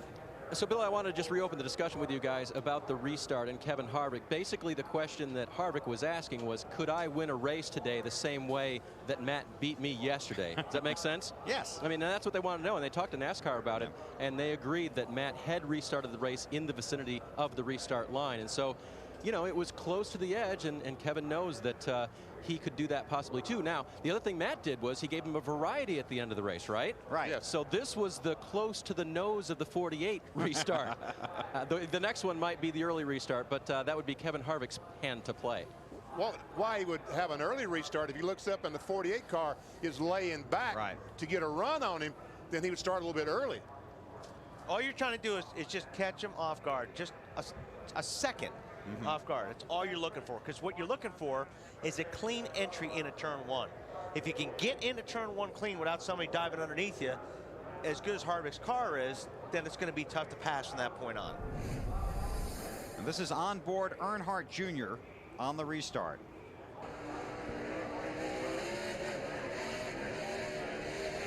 I didn't see the flag. I was listening to him feather the throttle. Yeah. And this came up in the drivers' meeting this morning, Yeah, didn't it? did. Discussions about restarts after yesterday's race? I think it was something after the drivers' meeting. I don't think it was part of the drivers' meeting, but I think they had a little impromptu discussion afterwards. Let me ask you one quick question here, Benny. Put you on the spot. The battery problem that Harvick's been having, sitting here, how does this affect that? Will the car start? Right, that's my question. But I think under these conditions, NASCAR lets you get a push start. Right. You see that record moving into position? Yes. He can legally push the 29 car to get him started. Dave? Yeah, they talked all the way through that, including Kevin parking as high on the track as he felt comfortable so that he could roll start his race car without having to turn it over. But as you can see the record moving into position, they'll opt for the push off. And that once he gets it going, he should have enough juice in there? Well, you see, the alternator is what supplies the battery with its juice. You know, it operates at about 100 amps to keep all this stuff going. But if the alternator is hot, has gotten hot, and is losing its strength, it's not putting enough back in the battery. Is that going through his head? Yeah, oh yeah. You know, hey, he's worked on these race cars. He knows all about what's going on there. But I think it was, didn't he say, I think it was Marty saying 11 volts? 11 volts. Now that's safe. Okay. I think anything under 11, anywhere in the 10s, the ignition takes so much because they only got about, I don't know, 500,000 volts or something going to those spark plugs. It's incredible how much juice it takes just to run the ignition on these cars. Yeah, he should take the push start whether he needs it or not. Exactly. This would be a big win for Kevin Harvick, not just because of the season they've been having and where he is in the chase, but he's from California. Did a lot of racing here at Phoenix. There's a lot of fans out here, a lot of fans across NASCAR country, with a strong base here. Jimmy Johnson in that 48 car, current championship leader, documented his struggles trying to capture the cup, has not been able to get it done. Matt Kenseth this week called the 48 team the Indianapolis Colts. The favorite every year to win it. They just haven't been able to do it. They've been the car to beat, but each year somebody's been able to beat them. Can Jimmy Johnson, Chad Knaus and company hold off the rest of the challengers for today and then for 400 miles next week in Homestead? And I think these guys have learned from how they've lost this championship. You know, Jimmy Johnson sitting in the second spot. They're in a great position points-wise right now. You heard Chad Knaus say, listen, you know, I mean, we're going to take it if we can get it, but they're not going to push it. Right. They'll be real happy with the second place, you know, finish in this race with a 57, 60-point lead going into Homestead. You know, there's no reason to push it. Then you've got the Matt Kenseth story, which continues. Right now, he's in 11th in the running order. Very disappointed with the handling characteristics of that car, but they have been able to maintain at least a mathematical vision of the championship. There's Matt, won the championship in 2003. You with us on the Bank of America Countdown to Green, told us he doesn't believe that his team's going to be able to turn it around in the next 2 weeks and seriously challenge Johnson. See how it all plays out. There you see Carl Edwards in the 99 car, Denny Hamlin in the 11. Cars under the red flag for cleanup after a hard crash by Jeff Green. BP, what are you working on over there? I'm working on Carl Edwards, Benny Parsons. You got me? All clear, Benny. Tell us about that restart, Carl. Started up. Never mind, Benny. Hey, Carl, go back to work. All right, no problem, Benny. Yeah, they just got the command to refire. And the reason it took so long, NASCAR tried their best to clean this racetrack completely up. Right. To get any debris off the racetrack that would cause a flat tire. Harvick rolling down the track and appears to be under power. No, he's coasting. He is coasting. He's going to try to let the clutch out now, see what's start. He's in about third gear. He just did it. I don't think he's got enough speed to get it done. No, doesn't. So he's going to wait on the truck. Yep, you're right. Trying to pop the clutch on it, huh? You need a little bit more roll to get these things started. And a little less compression. You can do that at Daytona and Talladega, but Bristol. Yeah, Bristol. Oh, there's good use of a bumper cam. Easy on that camera truck. Your main switch is on. I said light. Oh, easy on that bumper. How about that, man? Bump drafting at Phoenix, BP. Never thought I'd see it. And by rule, Harvick gets his position back. Yes. So it's Harvick. These are unusual circumstances. Yes. When the red flag comes out, stops the race. NASCAR wants to make sure every competitor gets an equal opportunity. On board with Kevin Harvick.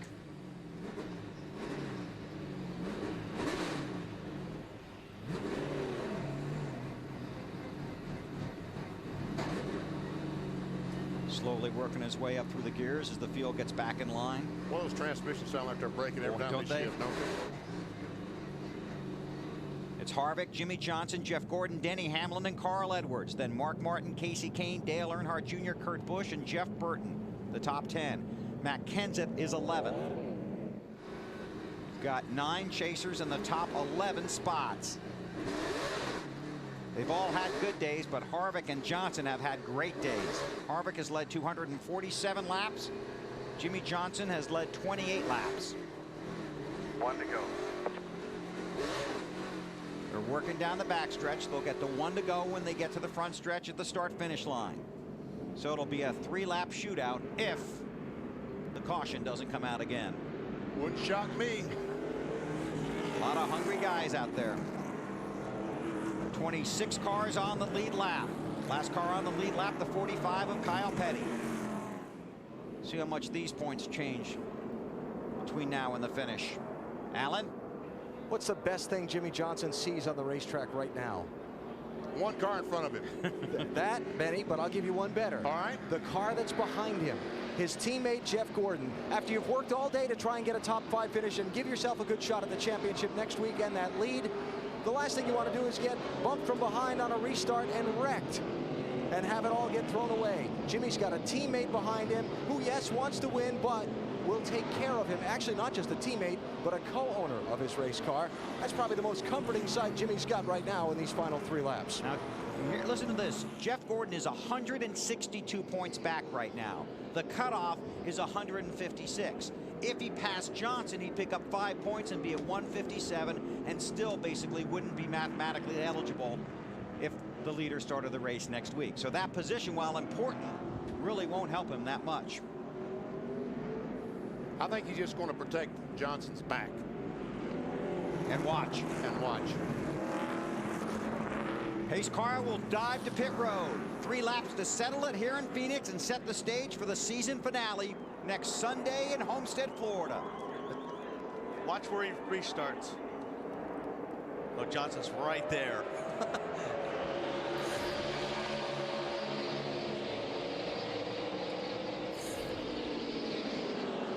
Johnson wants to make the move early. Oh, sideways. Yep, just a little, but it wasn't quite enough for Jimmy Johnson to capitalize on it. You want to hug that inside lane. Harvick tries to get down there and shut the door. And he did. Here you go. Hit your mark. Drive off. Come on, bud. Gordon watches from third as these two battle for. Denny Hamlin taking a look on the inside of Gordon. Strong run for Denny Hamlin, a rookie with 2 wins this season, trying to get under the 4-time champion for third. Carl Edwards right behind him. Leaders through 3 and 4 now. Harvick in front of Johnson. Last lap at Phoenix, white flag in the air.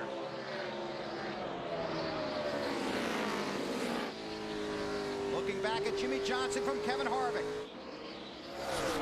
Harvick won here in the spring. Johnson on his bumper. Harvick had to shut the door on him.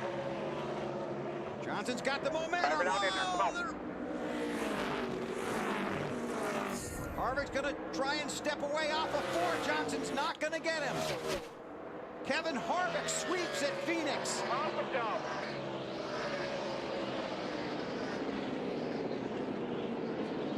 They saw that flag. Yeah, they did, didn't they? Started backing off. 5 drivers will have a chance to win the Nextel Cup Championship next week in Homestead. Kevin Harvick won the first race in the chase at New Hampshire and wins race number 9 here in Phoenix. And I tell you what, those 2 laps, last 2 laps, those guys, Harvick and Johnson, drove as hard as they absolutely could. It was a beautiful thing to see. Sure was.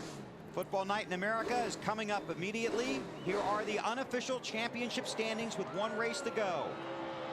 Everyone above that red line, Earnhardt Jr., Hamlin, Harvick, Kenseth, and Johnson, has a shot at the championship at Homestead, but it will be tough to erase a 60-plus point lead for Jimmy Johnson.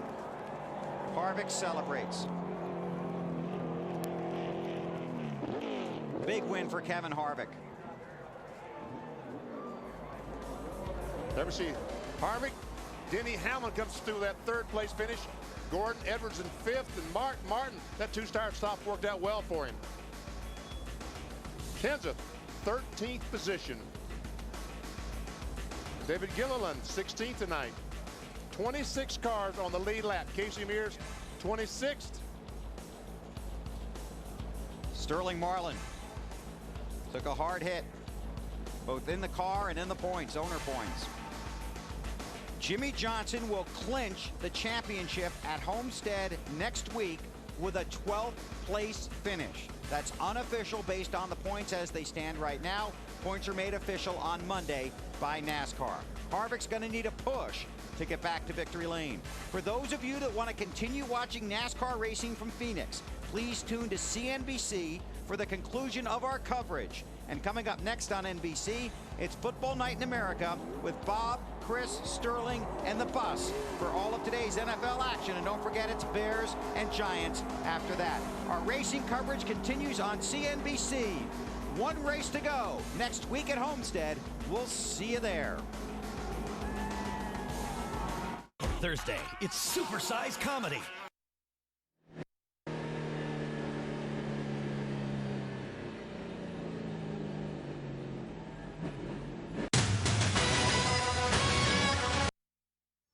You are NASCAR in-car, exclusively on digital. Yeah, I tell you what, to have 5 wins, you know, we're really lucky, living a fortunate life, you know. Pretty awesome to have won 5 races and let the cards fall where they may, you know, when we come here to win this race, and obviously that worked out pretty well. So you were down a few votes. How nervous were you at the end, Ty? It is what it is. There's nothing we can do about it. So I'd just piss you off if something goes wrong, but that's it. All right, good job today. The winner is the 29. That's Todd Barrier's crew chief. Made the calls. Matt, who's making calls down where you are? Well, we've caught up with the 17 of Matt Kenseth, unofficially just over 50 points out of the lead going into Homestead. Describe your day, Matt, because your team really rallied at one point, trying to fight back from that 30th where you guys were hovering for a while. Yeah, that's about how we ran all day. So they did a good job on pit road, and we, you know, fortunately qualified pretty good, so we never lost a lap under them long green flag runs. So it's pretty frustrating. We got just terribly, awful handling cars for some reason. We just can't get out of our own way. So I feel bad. I lost a couple spots at the end. I was trying to hang it out and get everything we could, and kind of got up into marbles there. But you know, our cars are so bad, we just can't race with anybody. I don't know why they're so bad. We just got off somewhere, and you know, it's not much fun right now. Optimistic going into Homestead, knowing the car you're taking there has had some good success this year? No, not really. You know, none of our cars ran. I mean, this car, you know, we ran 3rd with here in the spring. So for some reason, none of our stuff's running. I don't know why. I don't know what we're doing wrong, but we're doing something wrong. So not too optimistic about it. Obviously, anything can happen. We're still, you know, within striking distance if, you know, they have a mechanical problem or some type of problem like that. But, you know, certainly we'd be fooling ourselves to think we can beat them on performance. Matt Kenseth, 13th here in Phoenix. Thanks, Matt. And Matt, Kevin Harvick, 5th win of the season, 10th of his career. He's in victory lane with Alan Bestwick. And his race team.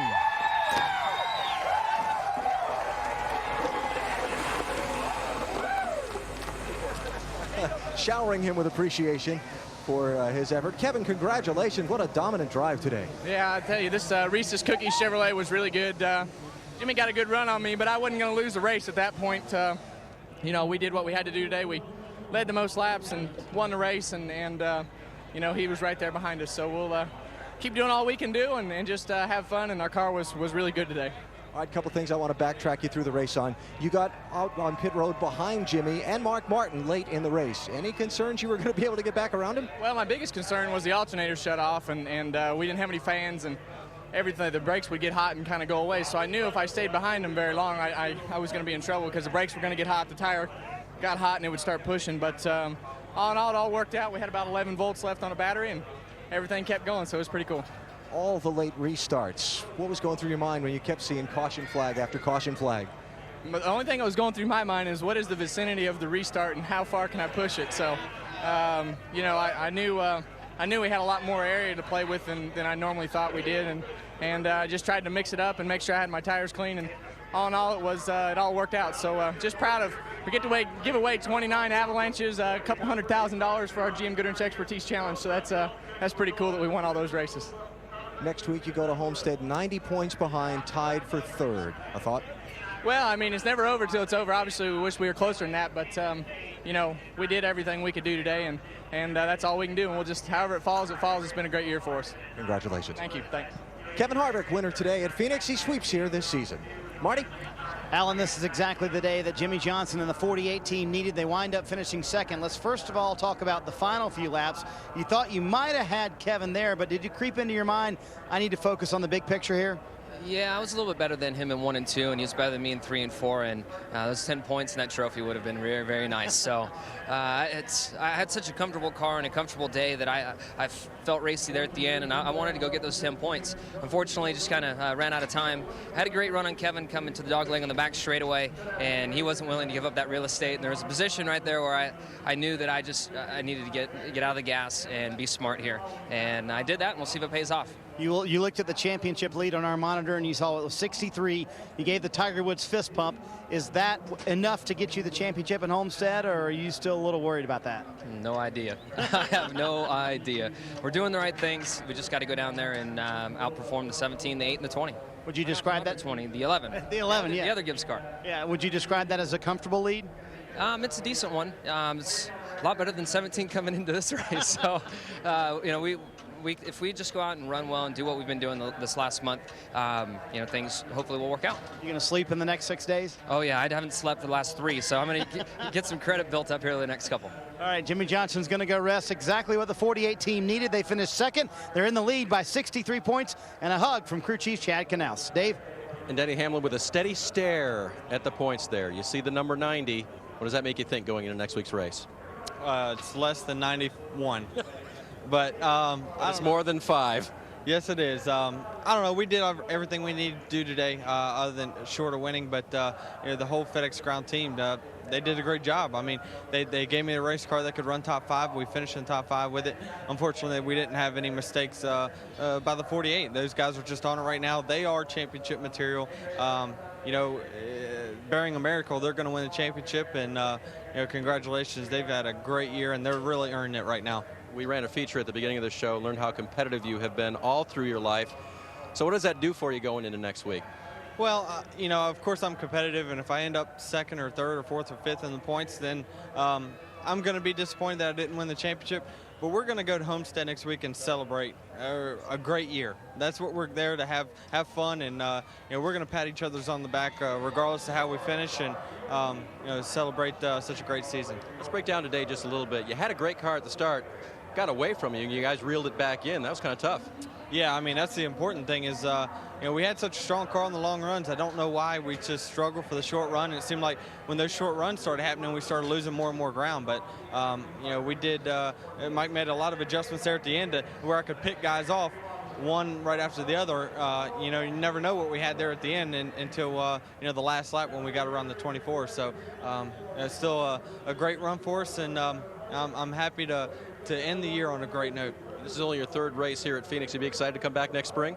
Absolutely. I'm ready for next year to start. Yeah, I'm definitely looking forward to the downtime, but you know, next year can't soon enough because I know the potential for the race team and myself is just going to skyrocket in the next few years. All right, Denny Hamlin finishes 3rd today. A good run for the 11 bunch. Matt?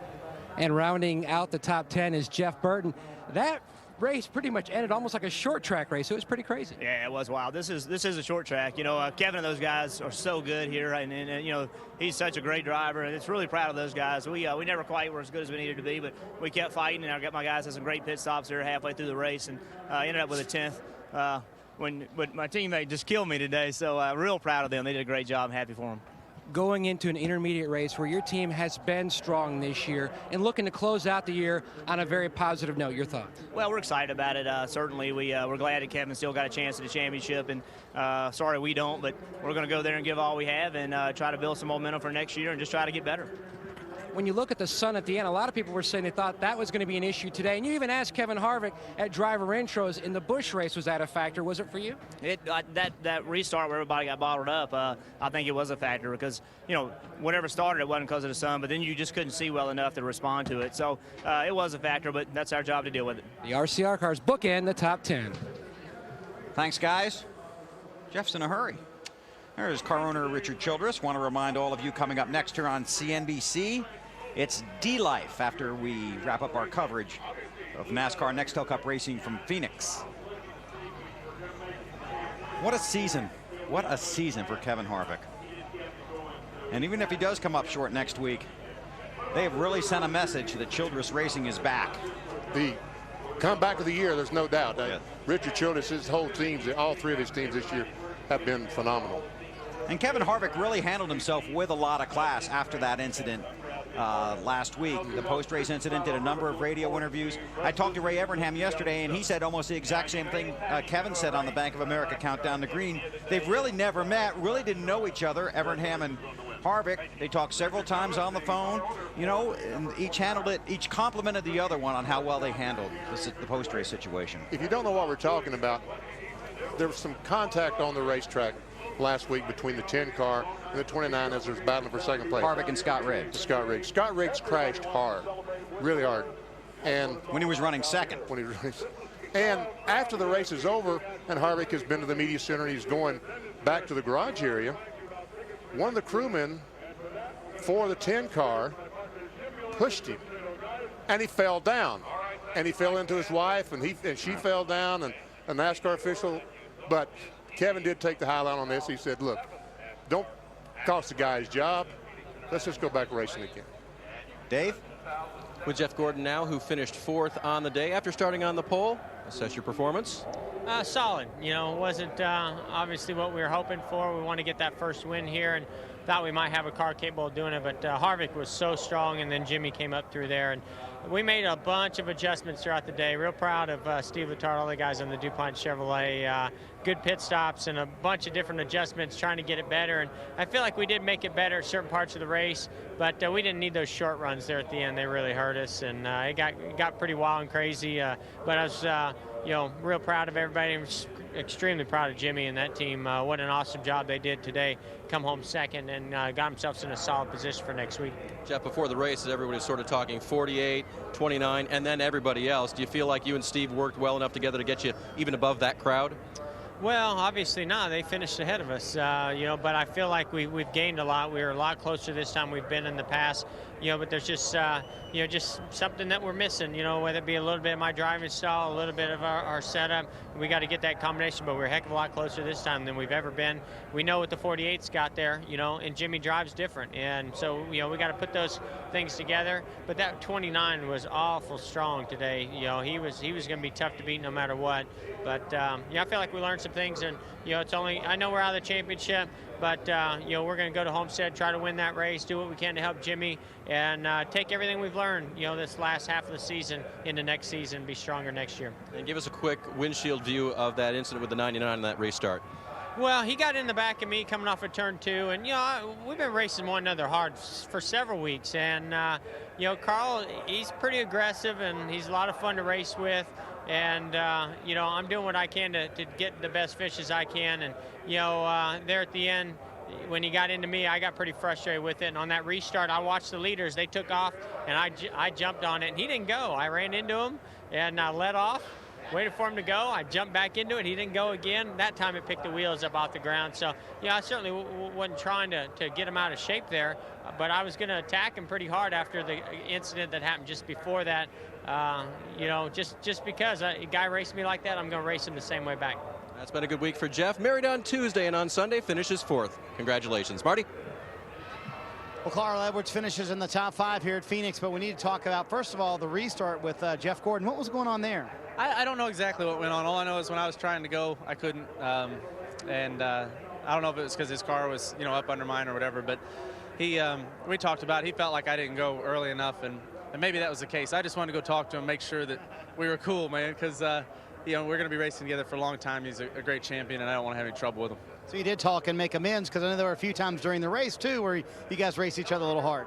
Well, yeah, and sometimes when you don't talk to a guy, I mean, it goes on in all types of racing, and you get on the track, and things happen, and you get kind of an image of what he must think of you, or it's better just to go air it out and talk about it before it comes to blows, you know. You guys had a terrific car today, and at one point you thanked the guys. You said, man, it's so nice to drive a car like this. Was it different? And it just wasn't Bob being back either, was it? No, Wally set the car up back at the shop, but I mean, everybody's been doing a good job. This Office Depot team's been doing really well. I think we've been practicing for next year. We've been scoring as many points as we can. The big thing is just we're having fun, you know. Had a good morning this morning. I have my mom here, my buddies here, and just having a good time racing. Everybody from Office Depot has been behind us. I got to thank the fans and Coca-Cola and all my other sponsors for sticking with us. It's been kind of a less than our expectations. You mentioned next year. You said if we can do this next year, we'll wear them out. So how important is momentum in these final 2 races? I think it's huge. I think it's great that Jack Roush and Max Jones and everybody decided to put Bob Osborne back with our Office Depot team. Just, I'm pumped about next year, man. It's felt like what it's supposed to feel like. You got a chance to win, a couple of mistakes, and we didn't win, but it felt good. Now all of a sudden you wish you didn't have vacation, right? Yeah, no, we don't need that vacation now. He's ready to go with the top 5 here at Phoenix. And back in victory lane with the winning team owner, Richard Childress. We hear from the driver when he gets out of the car and tells you how great it feels to win. What's the team owner's response to being here in victory lane today? Well, it's great to be a part of this organization with all these guys here. And, you know, they just worked so hard through the winter, and to see Kevin come through and that whole team do what they've done, and Bert and Boyer, I'm just thrilled. You've been doing this for a while, Richard. Is the drive and the thrill of winning still what motivates you? It is. You know, we want to win that championship and be so close, you know, but there's always next year, and we'll be there next year for sure. A time or two during the race, I heard you come on Jeff Burton's radio and be kind of the voice from the sky when he was a little upset. Do you see that being your role on race day now, as being the calming influence around all your teams? Yeah, you know, I try to stay up high enough where I can look at all 3 guys and talk to all 3 drivers. And, you know, I enjoy it. If I see something, I can come on there and say, hey, you know, maybe try this line, or they get a little excited, I'll just say, think about it or something. You talked about wanting the championship very badly. Kevin is the closest to it right now. He'll be 90 points behind going into the next Sunday's race. Will you talk with him or this race team before next Sunday, and what might you say? No, just do what got you here. That's what we used to do when we was winning championships, and these guys know how to win. All right, they're taking the pictures behind him, and they want the team owner in him. Thank you, RC. Thank you, Al. Richard Childress, winning team owner today here in Phoenix. He's a 6-time champion team owner, and he knows a thing or two about taking that big trophy away, huh, Bill? Yeah, he sure does, Alan. He certainly does. And I think he's probably more excited really than the drivers, because it's under his umbrella that all this has come back together. Imagine how pleased he is to see this year versus last year. How miserable he was last year, how happy he is this year. Well, unofficial point standings. Let's see, Tony Stewart went to Homestead last year leading by 52 and came away with a championship. Kurt Busch's point lead before Homestead in 2004 was 18. He came away with the championship. Jimmy Johnson goes in unofficially 63 ahead of Matt Kenseth. You can just hear how disillusioned and disappointed Matt Kenseth is. Kevin Harvick, sky high with the win. Denny Hamlin came into the chase saying, we're just going to have fun. We're just going to have fun. If it gets down to the last 2 or 3, we'll start thinking about it. Just had a remarkable rookie season. And Dale Earnhardt Jr.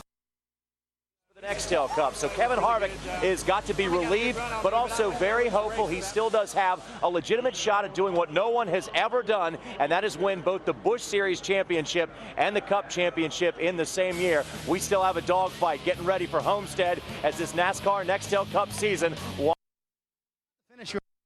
You said at times the car got better, but you guys really struggled at times as well. Well, it got better than as bad as it was. It was still bad no matter what we did, but you know, we just haven't been able to the whole weekend to get our car to Cup. But you know, proud of Zippy and all the guys on the Home Depot team. They kept fighting, and we just couldn't get the Monte Carlo SS to turn today. It's, you know, something we've been fighting a lot this year at the intermediate tracks and, you know, mile tracks and 3/4 mile tracks. So we just didn't get it right this weekend either. Seemed like that a lot of people were struggling with that, though. Was the track changes out today for everyone?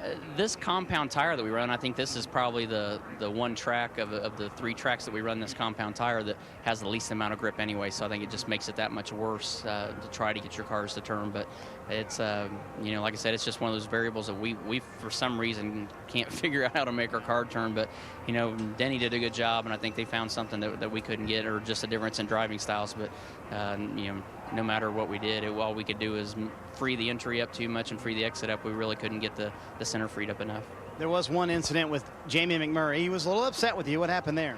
I don't know. He kind of changed lanes and the sun's down, and it's just kind of caught me off guard. But I didn't even realize I had him picked up until he got sideways. But you know, it's a weird deal for sure, and that sucks because Jamie that's the best run he's had all year. So you know, Jamie's a good guy, and I'll call him and talk to him about it. But it's just a weird situation. I mean, I saw him dart across at the last second, and then, you know, I thought I was just following him. And next thing I know, I had him picked up. So it's kind of a weird deal today. Now you head to Homestead, one of your favorite and best racetracks. That's a good place to end the season, isn't it? Yeah, it is. I mean, I'm excited. We had a good test there, so you know, it was a place that I'm looking forward to bringing my new favorite car back to. So you know, we've got 3 wins in a row with the car we're taking over there, and looking forward to bringing it out for a 4th, hopefully. I think that's bad news for everybody else. Tony Stewart bringing that winning race car to Homestead. And with Ryan Newman now, who pulls down a 15th place finish. Now, on a normal year, that might be really disappointing, but you're working with a new group this weekend. Mike Nelson working with you for the first time. Are you satisfied with how you ran? Well, we talked, Michael Nelson and I talked about it before the race, before these 2 races here, and we decided top 15 finishes for the 2 races would be a good goal to meet. And we met that, barely, but we met that. And we made the car better throughout the day. We started off okay and then got really, really tight, but it was a good run for the Altel Dodge to be able to make it better. And just work forward from here. We'll have to see how everything goes. You were asked earlier this week what this would be like. You said it was kind of a taste test. So what taste did it leave in your mouth here? The 15th. No, I mean, it was not that good. It was a good run for the team, but you know, we've ran good at these types of tracks this year before. Homestead will be the true test. 1.5 miles, you know, semi-bank track. That'll be the true test of if we made some improvements. But you can't expect everything to be fixed overnight. I know it's not going to be. Thanks, Ryan. Good job building for next year, guys. Thank you, Dave. Thank you, Ryan. Celebration, the picture taking, the interviews in victory lane for Phoenix race winner Kevin Harvick. He sweeps the 2 NASCAR Nextel Cup races at Phoenix in 2006. This race number 9 in the chase. It was a wild one. So were the first 8 that set it all up. The field is set and the chase is on. Oh, there we go. Chance at the end, and I think to come in here and lead the most laps and win the races is what we had to do. So it was a great day by our Reese's Cookies Chevrolet guys, and a lot of fun to drive that thing. Now, from a crew chief's perspective, you know, I'm curious, man. Y'all dominated. Did you bring back the same cars you did in the spring, and did you have to make many changes to the setup? It was a completely different setup, completely different car, different package. Wow. It was the sport just progressed so far along. You guys know how that is, and this is the same car we ran at Loudon, and it ran really good there, so we saved it for Phoenix here at the end. I got a tape I want to roll this last lap. Now, you come in here, you had a strong car yesterday, knowing that you had an opportunity to win this race. But now we get down here, the guy that you don't need to be in your mirror is. Yeah. I mean, it's you know, it was one of those things where, you know, I saw him coming up underneath me, and I just knew I didn't need to let him get in there. I knew I needed to protect the bottom and not come off that yellow line, so I did what I had to do. Yeah, I know, but my point is that you need to gain all the points you can. You got to dominate. You did everything you're supposed to. What were you thinking when you see, God, the 48? Well, I mean, that's why he's leading the points. I mean, those guys have made up a deficit that they've made up, and I mean, their cars are really strong, and you know, it's hard to beat those guys week in and week out. I mean, he drove up the first run, and I saw him in the mirror when we came in for the first pit stop in 3rd or 4th. So, I mean, they had a really good car, and they're good week in and week out. 90 points. Kevin, you know, today you're sitting out there, you dominate, you lead an incredible amount of laps, and then all of a sudden in the last 10 laps, we're watching on TV, your car won't start. Tell us about that whole voltage situation. What was going on there? Well, it happened about halfway through the race, and you know, I started with about 13 volts. And, you know, I shut everything off, and I didn't even try to start it there. They told me it was okay to have the wrecker come push us. So I knew I'd flipped the fans on once, and it went from 12 to 11. I said, well, I don't need to do any of that anymore. So I didn't even try to start the thing. I just let the wrecker come push me and knew. I told him, I said, it's a good thing we didn't have enough money to buy good batteries when we were racing late model cars, so you knew how to start your car with no battery. So it all worked itself out, and when it's going your way, it's going your way. What do you think about going into this championship race now, Kevin? I know you guys got to do exactly what you've done all year long to get there, but do you approach that championship race any differently than you have? I think you approach it as we have the last couple of weeks, and you just let it all hang out. You just go out and you don't care about the brakes, you don't care about the engine, you don't care about the body. You just go and go as fast as you can go and see where it all winds up from there. So you take some chances and just race as hard as you can. Kevin, whether you win or don't win the championship, and I didn't use the word lose on purpose because tell me about this year. I mean, unbelievable. 9 Busch wins, almost 1,000-point lead in the Busch Series. I mean, what a great, tell me about this year. Well, I mean, you know, obviously from where we were last year at RCR to where we are now, I think it's a huge credit to the whole organization. We've won 5 races this year. That's as many races as I've won in my whole career. We won them all in 1 year. And the 9 Busch races, I mean, so Jeff's run good, Clint's run good.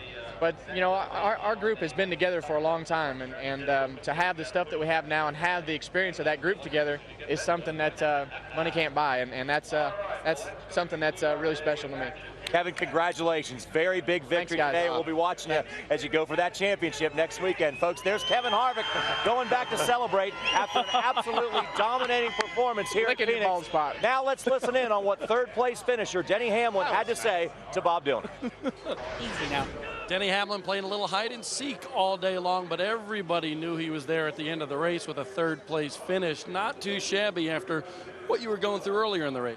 Yeah, I mean, we struggled for track position there at the beginning of the race, and, you know, on the long run, our car was just exceptional. We just struggled there at the end to try to get the track position back that we had lost on the short run, and Mike made some adjustments to help free the car up, and we kept picking one off, a caution come out, pick one off, a caution come out. All we needed was 2 more cautions to get the other 2. Heck of a battle with Jeff Gordon, too. Yeah, it was. I knew I was going to use them up. For all it was worth, I was going to use them up, but I wasn't going to hit them and knock them out of the way to get around them. And, you know, I knew that him and Carl had gotten into each other, so I don't know, 2-on-1 probably wouldn't work too well. But, no, but he's been, those guys raced me great all year long, and I'm not going to do anything to create enemies this late in the season. Hey, man, 1 race to go. You are 90 points back, 4th in points. Do you have a shot? I have a shot. It's an outside shot, but we do have a shot. I mean, anything can happen. The way 17's been run lately, I mean, we can make up points on those guys, hopefully. You know, but they can step it up at any moment. We saw it during the summer. As far as our race team, we have been mediocre on the big track, so we're going to go there and try to do everything we can and you know, celebrate a great season. Hey, Jimmy, Kenny, this is what I like about this kid. Very realistic in his approach, but at least he still does have a shot for the title. Well, Bob, right now the top 5 are alive, and Kevin Harvick has the momentum on his side as we head into the final race of the season. That's the head of the group everybody's chasing. Chad Knaus and the number 48 bunch go into Homestead with a pretty comfortable lead. Homestead.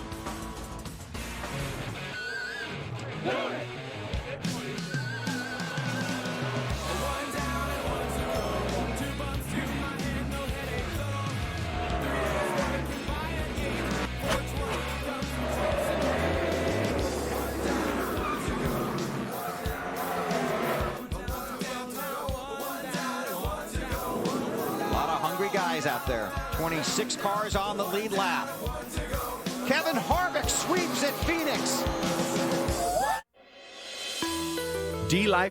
You know, we started on the pole. I was hoping to be a little bit better than we were, but you know, to come home top 5, it's a real solid day and finish for us. So we're obviously happy with that. But you know, yeah, I really thought we had 3rd there at the end, but yeah, I just couldn't stay ahead of Denny, and you know, me and Carl, we kind of got into one another there a little bit too. So it was exciting, you know. It was Phoenix and a short track a little bit, and we're just glad to come home top 5. Carl Edwards came over, talked to you. What was that conversation like, Jeff? Well, you know, I got into him on that restart. He got into me prior, you know, to that on the track the time before, and we've been racing really hard a lot lately. Some of it's been fun, some of it's been aggravating, and you know, we're just trying to talk to see how we can, you know, race one another in the future. Finally, Jimmy Johnson, the point leader going into the final race, your teammate, your thoughts? I thought Jimmy did an awesome job today. We all knew how fast his race car was, and Kevin Harvick's, and for him to drive up through there, stay out of trouble, and come all the way up through the field like that at a place that's tough to pass on, very impressive. I thought he was going to win that race, and he knew what he you know, had to lose there if he and Harvick got, you know, together and crashed. So I felt like they really did what they needed to do today. He's in great position. Jeff Gordon 6th in points, but he's still fighting for every point he can get and every position he can get in this chase. And Bob, remember, Jeff Gordon is listed as owner of that number 48 car, so while he cannot contend for a championship as a driver, he will be as an owner. Now, there's always 2 sides to every story. Let's go back now to Bob to see what Carl Edwards had to say about what went on the racetrack today. Carl Edwards, all smiles all day long, but after the race, a pretty intense conversation with Jeff Gordon. What happened there? Oh, I have a ton of respect for Jeff. He's a true champion of the sport. We just were talking about where we're going to vacation this winter and things. Oh, come on now. He told us already. He said, hey, we got into each other on the racetrack a little bit. We were talking about that, and that's what the scoop was, right? Yeah, we're just I want to just make sure there wasn't some issue I wasn't aware of, and that, you know, going forward we'd be fine. And he assured me if we race one another the same way, everything will be fine. So it was a great day for Office Depot team, and we were better than 5th most of the day, which is that's a blast. You know, glad to have Bob Osborne back. Wally Brown did a great job with the car at the shop. Bob did a great job on the box. It's been a while since you've had a day like this, you know, and you and Bob getting together, is it just coincidence? I don't know. Wally Brown is an amazing guy, a great crew chief. I'm sad to lose him, but it sure is nice to have Bob up there. That's pretty fun. It was my mom's birthday this week, had her up here, and the fans were very motivating, and just a fun day. So where are you and Jeff going on vacation together? I don't know. We might go snowboarding or something. You know, do something peaceful in the wilderness. And they do a little vacation, but today they were playing a little bit of bumper cars. Wow, that scary car.